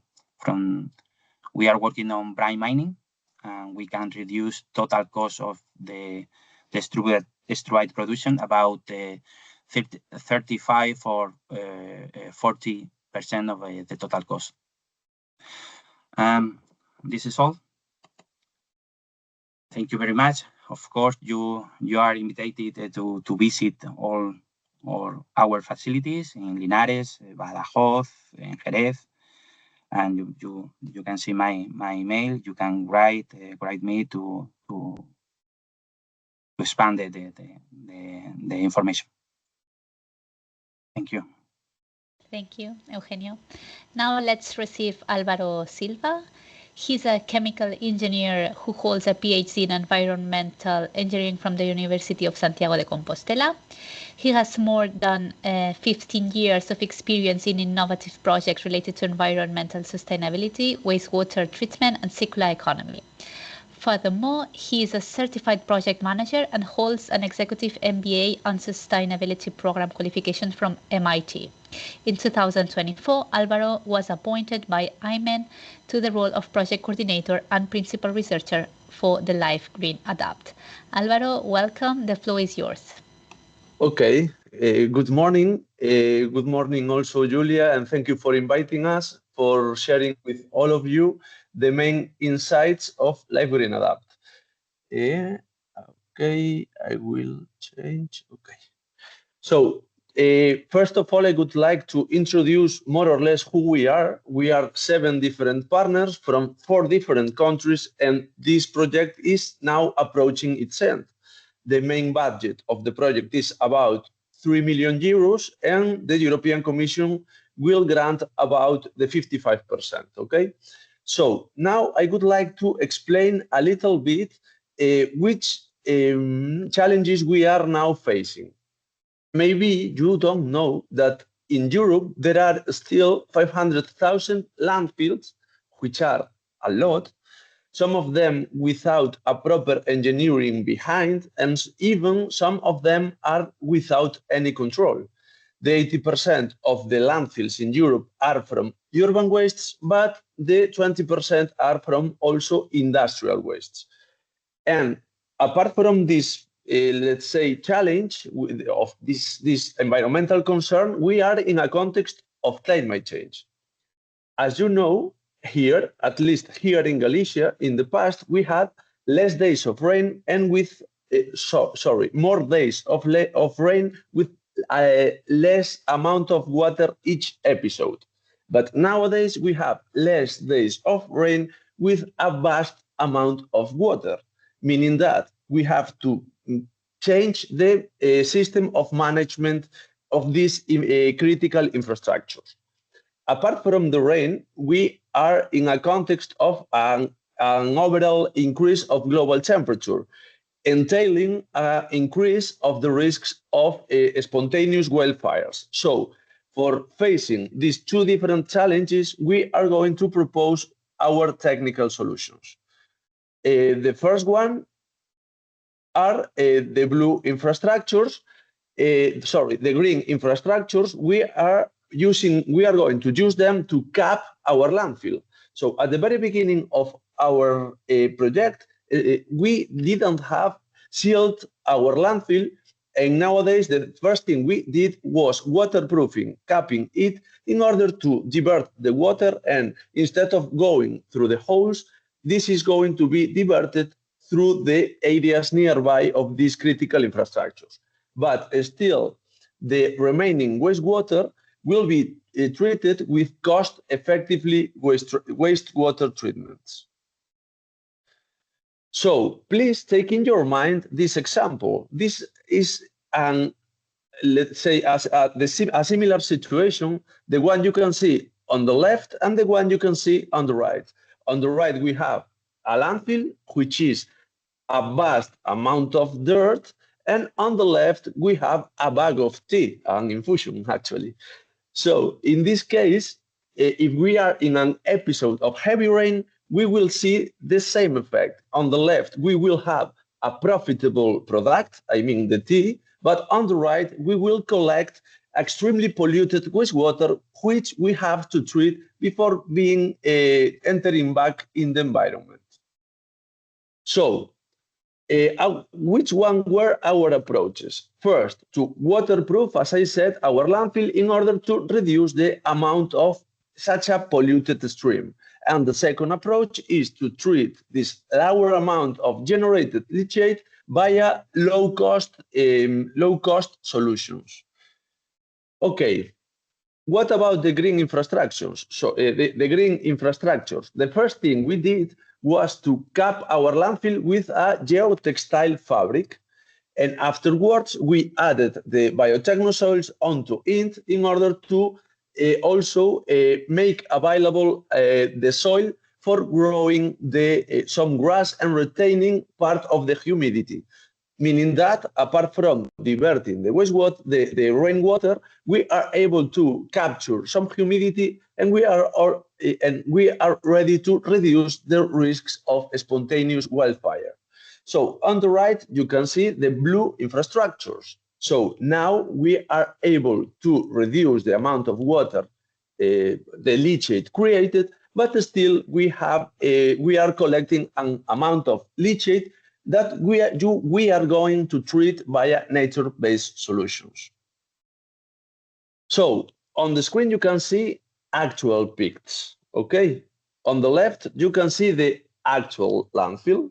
It was, fortunately, it is the past. In the middle, you can see the process of installing our geotextile fabric, also to install onto that the biotechnosoil, and also to cultivate the grass and plants and so on in order to pretend being a part of a beautiful landscape in that part of Galicia. On the screen, you can see now the process of first obtaining our biotechnosoil, which was in the past composed but actual wastes. In the past, the materials with which we were able to manufacture to obtain our biotechnosoil were wastes from food and beverage industry, also from urban wastewater treatment plants, and these kind of facilities. So, for instance, we used sludge from urban wastewater treatment plants as an organic compound, and we mixed also sand from urban wastewater treatment plants in order to have these mixtures able to grow vegetation onto them. So now I am going to switch to the blue infrastructures, the ones able to clean the wastewater before entering back to the natural body. In the past, prior to life, this leachate entered directly into the natural bodies, I mean into the rivers, into the lagoons, into the groundwater, and so on and so forth, meaning that we were impacting a lot the ecosystems living them. But nowadays, we were able to implement this flowchart composed by two different stages. The first, flotation treatment wetland, in which we are able to mostly depollute the wastewater in this point, and a polishing step, actually two different polishing steps operating in parallel in order to compare which one is better for our approach, the geopolymer aerated treatment wetland and the electroactive wetland. So now on the screen, you can see an actual pic of the flotation treatment wetland, and as you see, is a huge swimming pool with a lot of plants swimming onto the watershed. So, because due to the physical action of the gravity. Solids are going to the bottom of this swimming pool. Also, the plants are doing their biological and chemical processes as evapotranspiration. Also, we have on the roots of the plants some biofilm grown onto it, and due to the synergies between these different mechanisms, we were able to depollute more or less the 70% of the organic pollutant content of the wastewater. So now I am going to talk about the geopolymers aerated treatment wetland, which are, these geopolymers are based on new developed materials developed here in our labs in Aymen, in Galicia. And we mixed a lot of materials such kaolin, very available in this part of Spain, also some sand. And we were experimenting with temperature, times of curation, and so on and so forth, until being able to obtain a low-cost material able to attach onto the surface of the material the remaining pollutants coming from the first stage.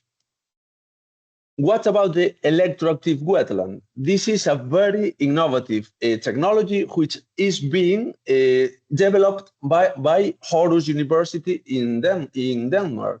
So due to a difference between the organic reduction potential onto the surface and onto the bottom of our facility, we are able to create an electric field able to add some electrons and to depollute even more the wastewater coming from the flotation treatment wetland. So this is more or less first the project, the motivations of the project, the technologies we were able to carry out, and now I would like to show you our key exploitable results. I would like to highlight this slide because it's very important that with this LIFE Green Adapt project, we were able to put in the market two different solutions. First, the flotation treatment wetland. Because of the willingness of the owner of the facility, this flotation treatment wetland will stay in the facility working from the end of the life onwards, meaning that already we have the first reference in the market ready to be visited for any of you. Also, the biotechnosoils, as you can imagine, those are installed in our landfill. Our landfill now is pretending to be a part of this beautiful landscape, and we are open to check, to identify many other places in which we can be able to install these new solutions. So, as you can see, maybe we can install them in a quarry or in a mine or in other place you can imagine. And regarding the flotation treatment wetland, if you have a complex wastewater with a necessity of a low-cost treatment, and you don't have a lot of trained personnel because you are in a rural area, maybe this technology can be suitable for you. So nothing more from my side, and thank you very much. Thank you. Thank you, Alvaro. And remember that you can ask your questions and write them on the chat. And at the end of the session, we will try to answer. Thank you. Our next speaker is David San Martin with a Bachelor of Biology. He's a senior technician in aquaculture production and senior technician in occupational risk prevention. He has worked as a food researcher at ASTI since 2009, involving R&D projects focused on the sustainability of food industry and valorization and recovery of food waste. His research career has focused on the development of bioprocess and stabilization technologies for the enhancement of food byproducts. Today, he will give us the key aspects to the agri-food sustainability. David, welcome, all yours. Thank you for your kind introduction and for inviting me to be here in this event. As you have said, I'm going to give you brief aspects about the key aspects in the agri-food sustainability related with the food losses and food waste, trying to turn them into an opportunity. I'm going to start by presenting ASTI. ASTI is a food research center which is located in the north part of Spain, which aims to transform science into a solution that responds to the great challenge of the agri-food sector. We are working on developing sustainable products and offering different services and trying to promote different business initiatives to implement these solutions in the agri-food sector. As all of you knows, the agri-food is one of the priority economic sector with high impact in the sustainable development goals. And because of that, there are different European initiatives that are working on that, such as Farm to Fork or European Green Deal. But which is the sustainability? The sustainability a sustainable food production is a method of production which uses processes and systems that are not polluting, conserve non-renewable energy and natural resources, are economically efficient, are safe for workers, communities and consumers, and do not compromise the need of future generation. But how we can contribute to the sustainability of the agri-food sector without food loss and food waste? So in 2016, the European Platform of Food Losses and Food Waste was created with the mission of support the different member states and commission and all the actors in the food value chain in achieving the different sustainability development goals related with the food loss and food waste targets, reduction targets. There are 5 different subgroups that are working on specific topics in order to achieve this general goal, and ASTI is an active member of this platform. This platform establishes a hierarchy of priorities at the time of dealing with food losses and food waste. Of course, first of all, we need to prevent the generation of these food losses and food waste, because the main objective of producing food is to be consumed by humans. So we have to prevent the generation of these food losses and food wastes. And after that, there are different priorities related with, first of all, trying to donate or redistribute these surplus foods into other options for human consumption. And if it's not possible, we have to try to include these food losses or these raw materials again in the human consumption through the use of them as an animal feed for producing other food. After that, we can also try to deal with the production of different ingredients or raw materials for other industrial uses. And up to here, we can consider that we are valorizing these food losses and food waste, and we are preventing their management as a waste. After that, we can also propose to recycling and nutrient recovery, of energy recovery, and finally the disposal. But this is considered by the European Commission as waste treatment.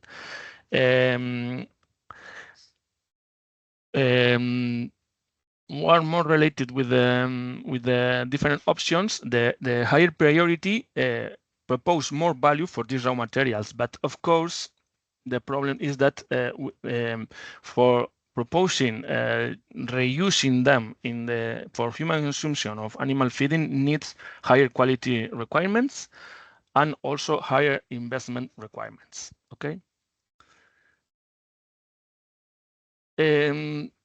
Summarizing this structure, the proposal is to a first strategy for the food losses and food waste that is prevent and reduction. So we are trying to pass from a linear production in which there are a lot of losses during the production to trying to minimize these losses and propose reducing as much as possible the generation of this waste. After that, once you have prevent as much as possible the generation of these food losses and food waste, for those unavoidable food losses and waste, we are proposing to valorize and to try to implement different circular economy schemes, trying to re-include these losses in the production, in the same production or in other value chains.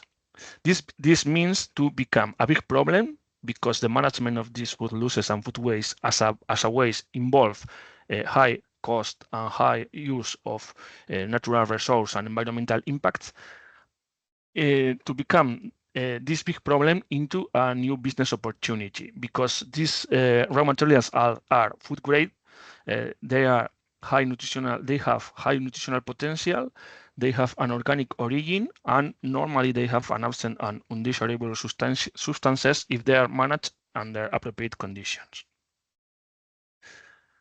Okay. At the time of proposing a technological solution to transform these food losses and waste into raw materials, the workflow to transform food byproducts into opportunities, first of all, we have to identify which are the target food byproducts. I don't name waste because these raw materials becomes waste when the producer decided not to use them for other purposes. Okay, so we work with different origins: vegetables, fish, meat, dairy food byproducts. And the first challenge is the logistic, how we have to manage or to handle these raw materials in order to maintain the hygienic conditions. Another point is that we need to centralize all of these food byproducts into a processing plant in order to adapt them for the target application in which we are working. And of course, we need to maintain the traceability of all these raw materials in order to have the appropriate control.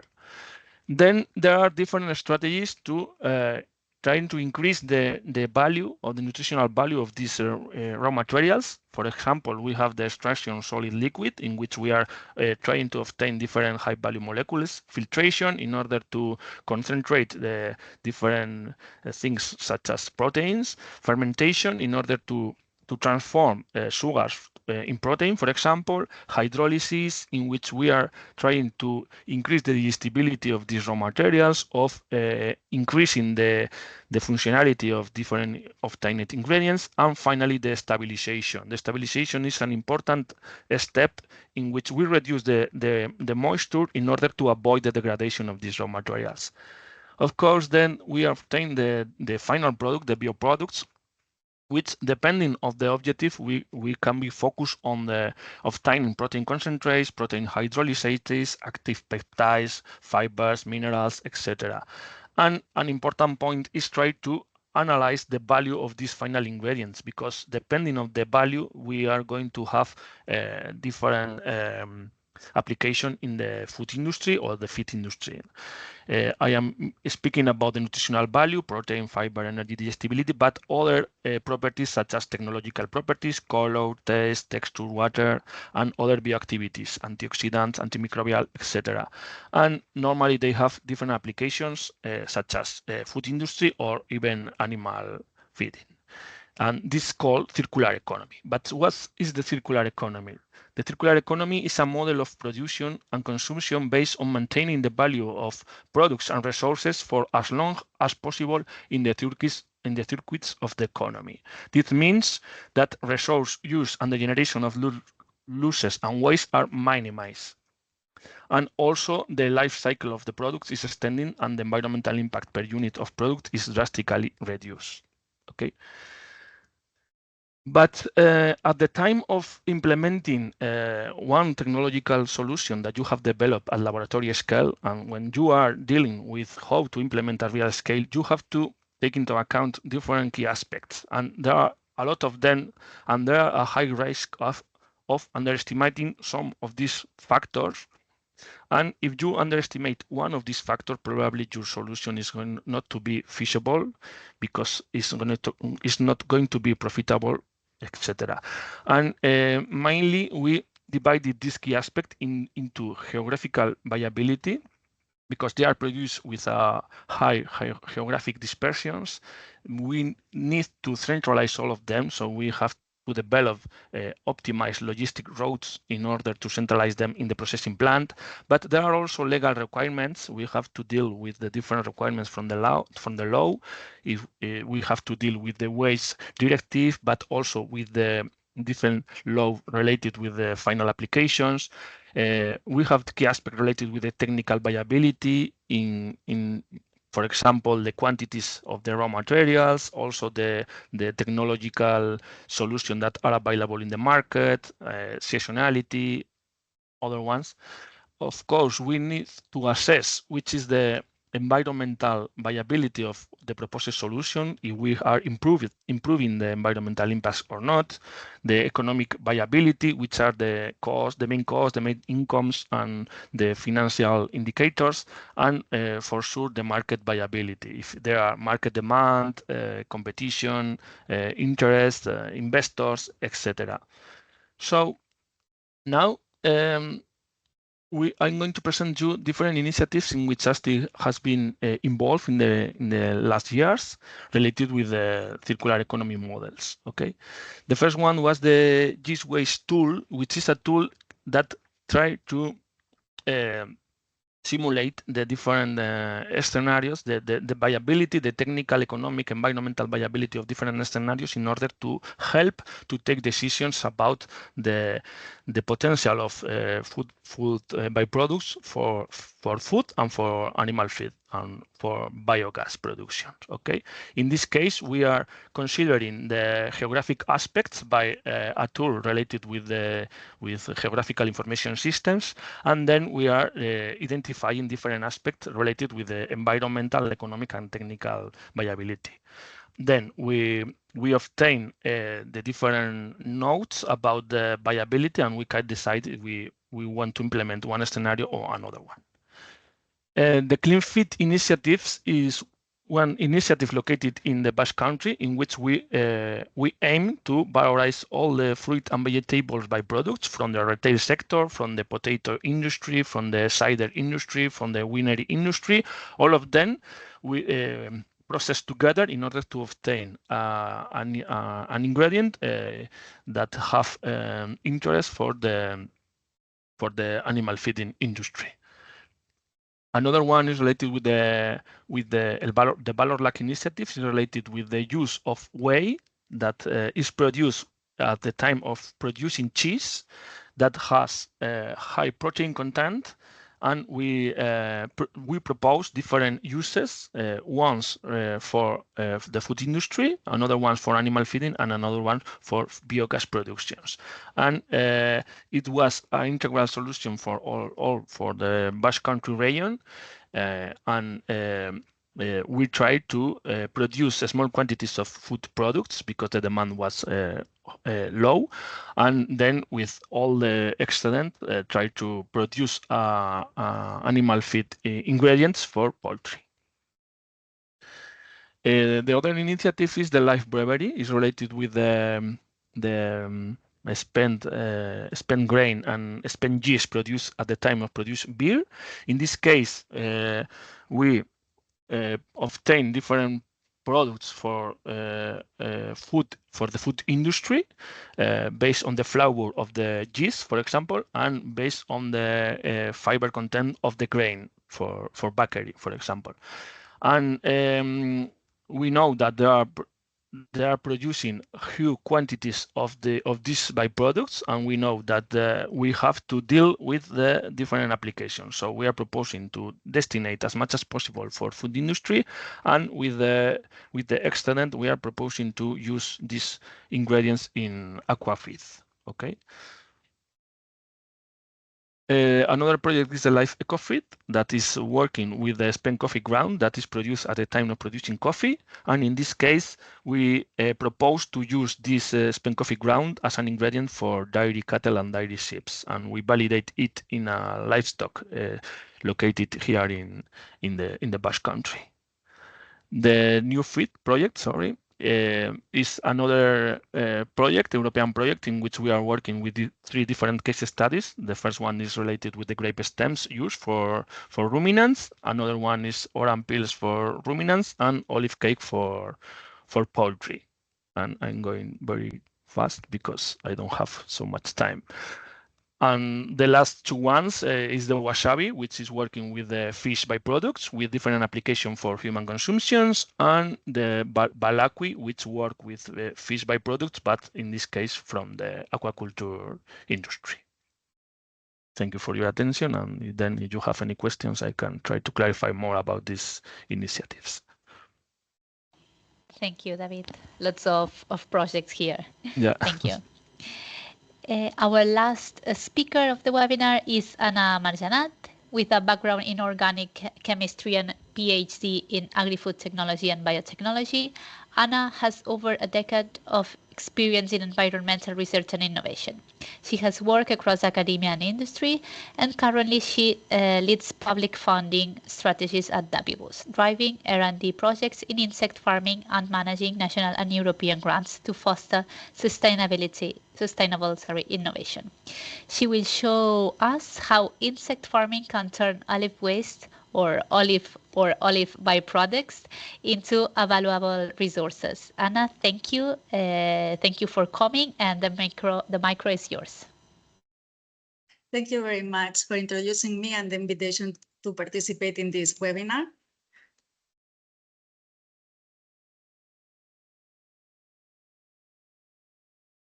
Can you see my presentation? Yes, we do.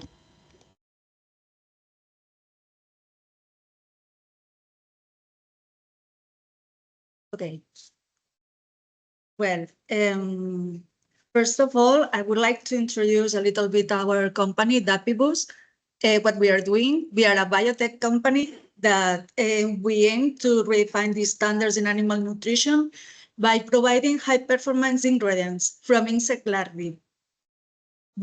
This company was founded in 2021, and we are working to rethink this animal nutrition, but also in agricultural systems by providing proteins, fats, and also organic fertilizers.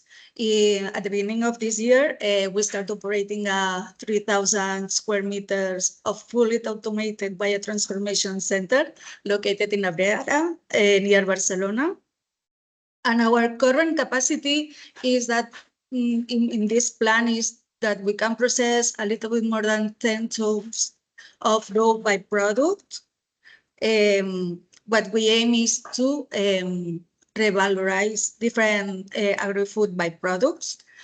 And then with the process that we are now performing, we are obtaining more than 1,000 tons of protein, more than 250 tons of fat, and more than 2,000 tons of organic fertilizer. Here you can see a little images of our plant. This plan was made possible through a funded LIFE project, which is of life cycle that I will introduce and explain later on. We are at the midterm of the project, and it's about to end on September 2026. So why we do it? What we are transforming these agri-food byproducts, subproducts into proteins and fat and fertilizers. So at WBUS, what we are facing is three challenges at once.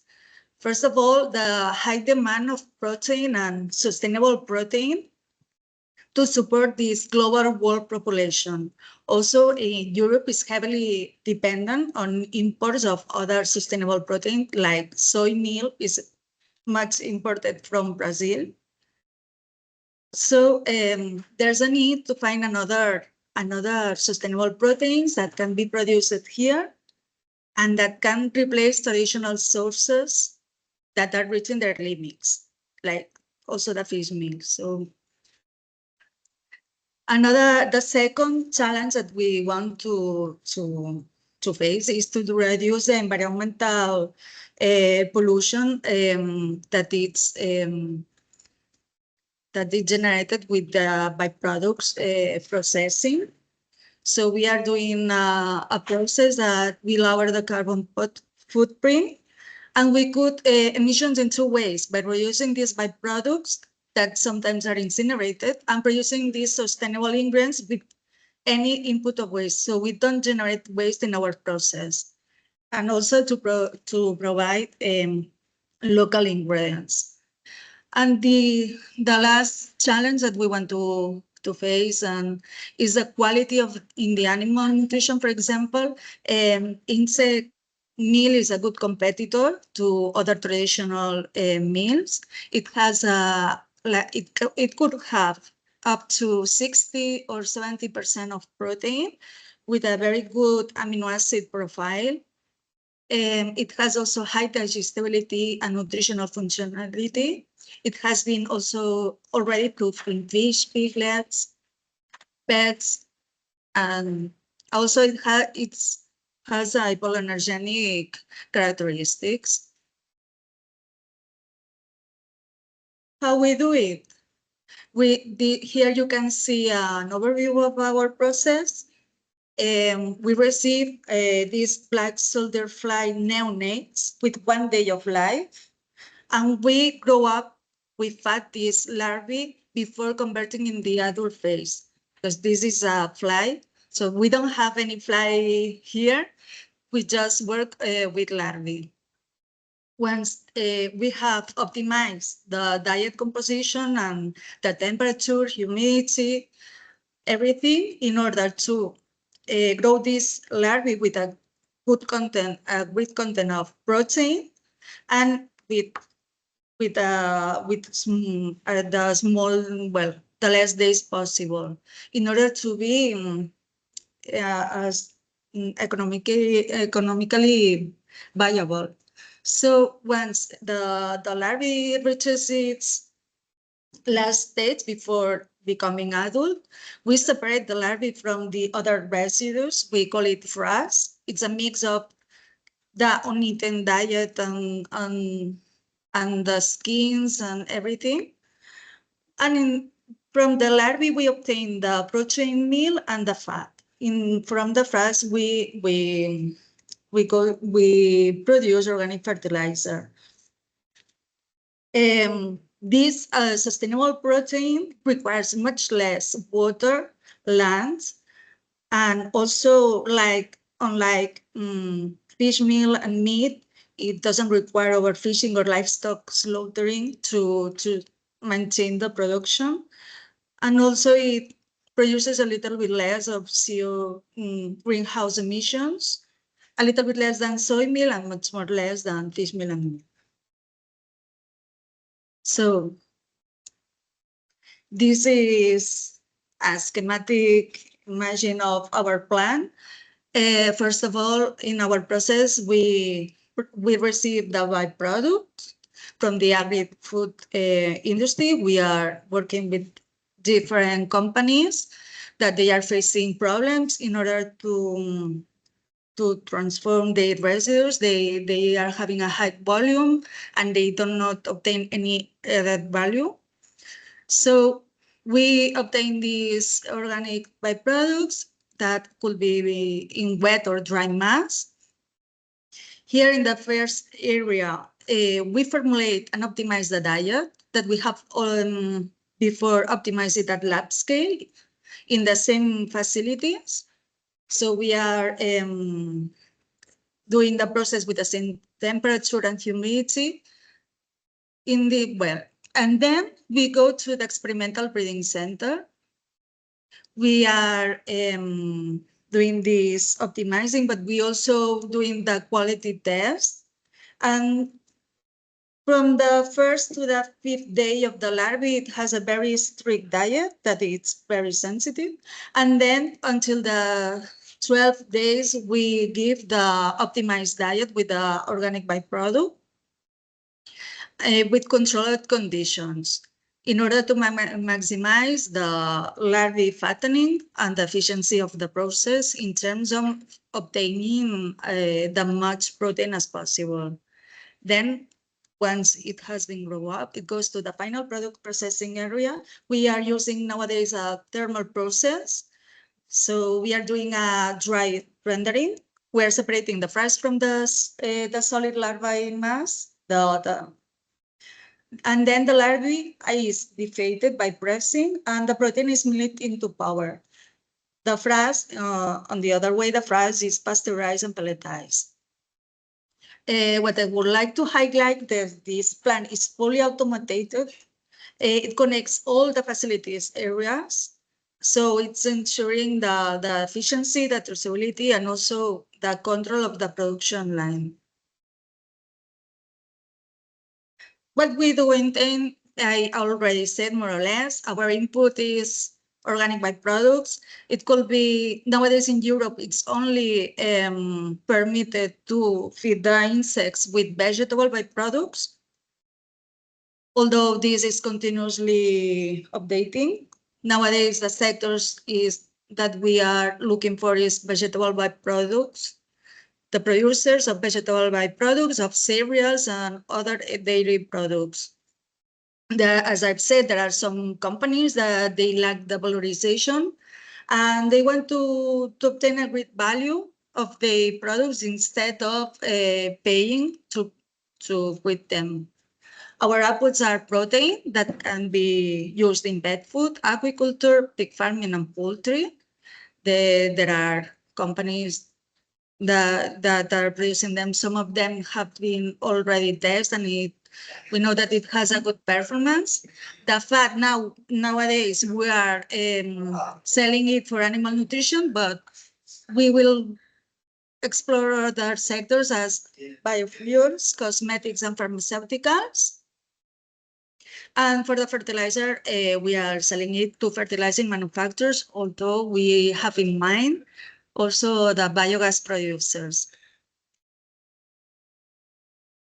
So regarding the LIFE funded project, where we have built these pilot plans, this project started with a retroactive date on October 2023 and will finish next year.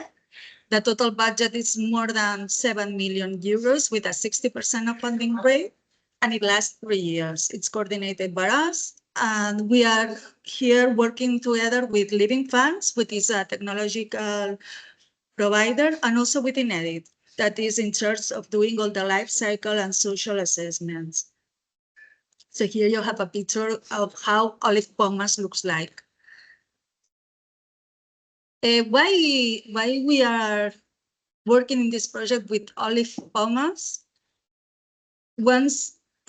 First of all, it has a high moisture content, and the olive oil producers are producing it in a very large volumes. And this poses a significant environmental challenges. As you know, Spain is the big producer of olive oil, but also Greece, Portugal. In Italy, you can find they are also great olive producers, so that are countries that are facing a lot this problem. The current management that it's been doing with these olive pomace is nowadays the producers are going to incineration, processing in olive pomace mills, but it requires a lot of energy and it emits a lot of greenhouse emissions. So there's an importance. We have to respond to this problem very rapidly because it's continuously increasing the olive oil production. So we are generating more waste than methods that can hand the sustainability of the management. Then the cost will rise and the environmental impact too. So we here in our life cycle, we want to support the EU policies on waste management and circular economy, and to give a solution for these olive oil producers for the waste management. In this project, as I said, as the company, we are obtaining protein, fats of high nutritional quality. It has a good range of amino acids, of free amino acids. Also, it has a good profile of fats, mainly acid lauric. We have demonstrated a better growth for insect farms. It's hypoallergenic, antibacterial, antioxidant. And also in comparison with olive pomace mills, we will reduce more than 60% the greenhouse emissions. We will consume less than the 50% of energy and less than the 60% of the water. Moreover, we know that 1 ton of insect meal produced, it will replace 5 tons of wild fish that is used for animal feed, and also in aquaculture. It requires, well, much more less water than the soy meal and less land than other traditional protein foods like beef, pork. So what we have done until today, we have optimized this diet composition to better grow the larvae, the black soldier larvae. We have prepared and constructed the automated pilot plant. So we had to adapt the site. It was 4 industrial plants that we joined in one. We have bought and produced, and we have done the commissioning of the equipment. Also, we had to ask for permits for construct and also for our activity. It's like we are not like a farm, a traditional farm. We are like a industrial farm. It's quite difficult. We have trained our workers, and we have secured olive pomace supply across the project. As we expect that the 80% of the diet that we will provide to what we are providing to the black soldier fly larvae is 80% of olive pomace. What's next? We are in this project, we will design to scale up the plant to 10 times more capacity in 1 or more plants, and to explore other technologies like wet rendering. Also here in this project, we will test our soy insect meal as fish feed, and also in order to replace this a little bit the fish meal that comes from the wild fish, and to fully replace the soy meal, as the insect meal has more amino acids than soy meal. We can replace, but we cannot replace at all the fish meal because of the profile of the fat. And moreover, we will do some agronomical tests in olives, in lettuce, and in maize. These tests are starting now, so I cannot show you any results. But well, I can tell you what. Sorry, Anna, just 1 minute left. Sorry. Okay, I'm finishing. Thank you. What else? In these less than 4 years, we have gone from biological laboratory and technological validation to our first facility. And what we will scale to 20,000 square meters industrial plant to have a capacity of 10-fold times. And then also what we want to face is to diversify products, as we are already thinking in the pharmaceutical sector, as this black soldier fly has antimicrobial peptides. And that's all. I want you to imagine an agri-food industry where waste is not a problem, but a solution, that we can provide really high added values for other sectors. And I invite you to follow us. And that's all. Thank you for your attention. Thank you, Anna. With this presentation, we conclude the section and the webinar. So let's see if there's any question from the audience. That I think not, but just in case. Okay. If you have any question, please write on the chat. In the meantime, as we have some 5 minutes questions, I will want to ask to the speakers. I think that both sections can answer that question, but in general, I throw the question: how do you ensure the quality of safety of the recovered resources? Is there any barrier due to legislation? Thank you. From Dapibus, we are certificating this organic fertilizer. We have and we haven't faced any problem. It was not clear in which classification it could fit the phrase, but we could solve it. Great. Any other expert can? Okay, thank you. Yeah, for Eugenio. the use for extrude like raw material, there is a European legislation and a European normative. I think this is the 1009 from the years 2019. That is included all the raw, all the material that can be used like raw material in fertilizer industries. And there is a new reglement, the European reglement, that include the phosphate salt in this legislation, and I think it's 2086 from the year 2021. And in this normative, you can see all the requirement on the extrude. Should be the concentration of phosphate greater than 60%, less of 3% of organic matter. Shouldn't be E. coli, Clostridium. We have obtained a extrude with this quality and can be used with the raw material. Thank you.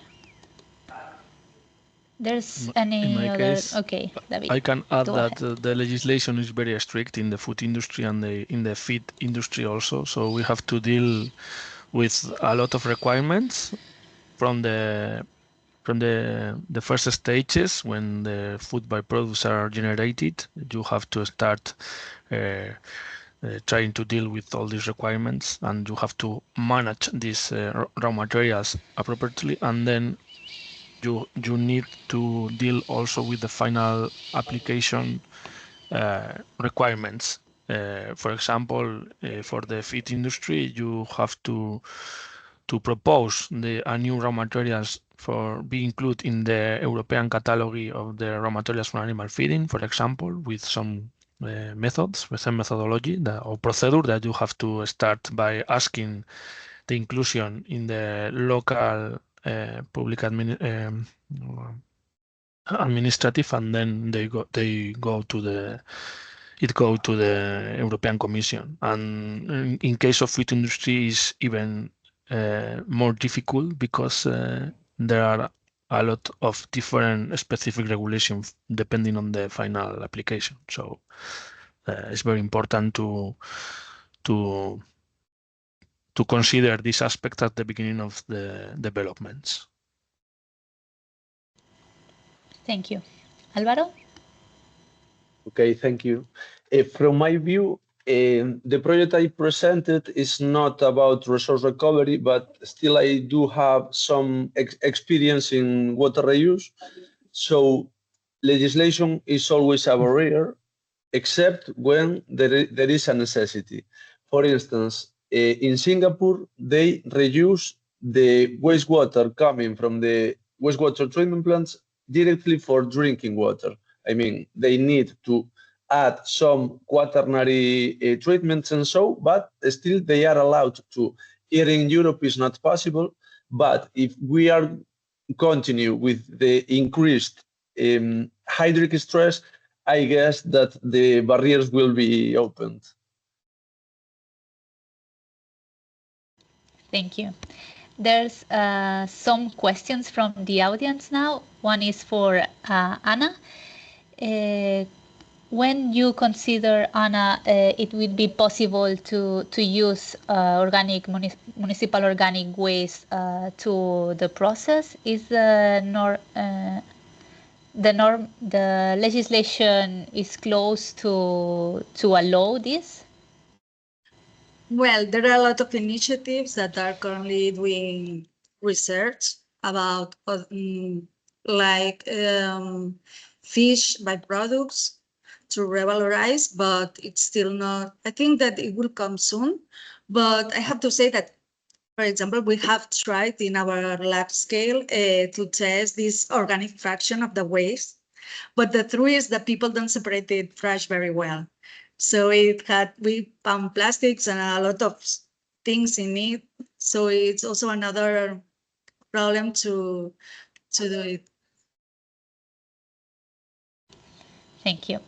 Also, another question that I think it's also for you, Anna. Can you feed directly the olive pomace to the larvae without any inhibition related to polyphenols?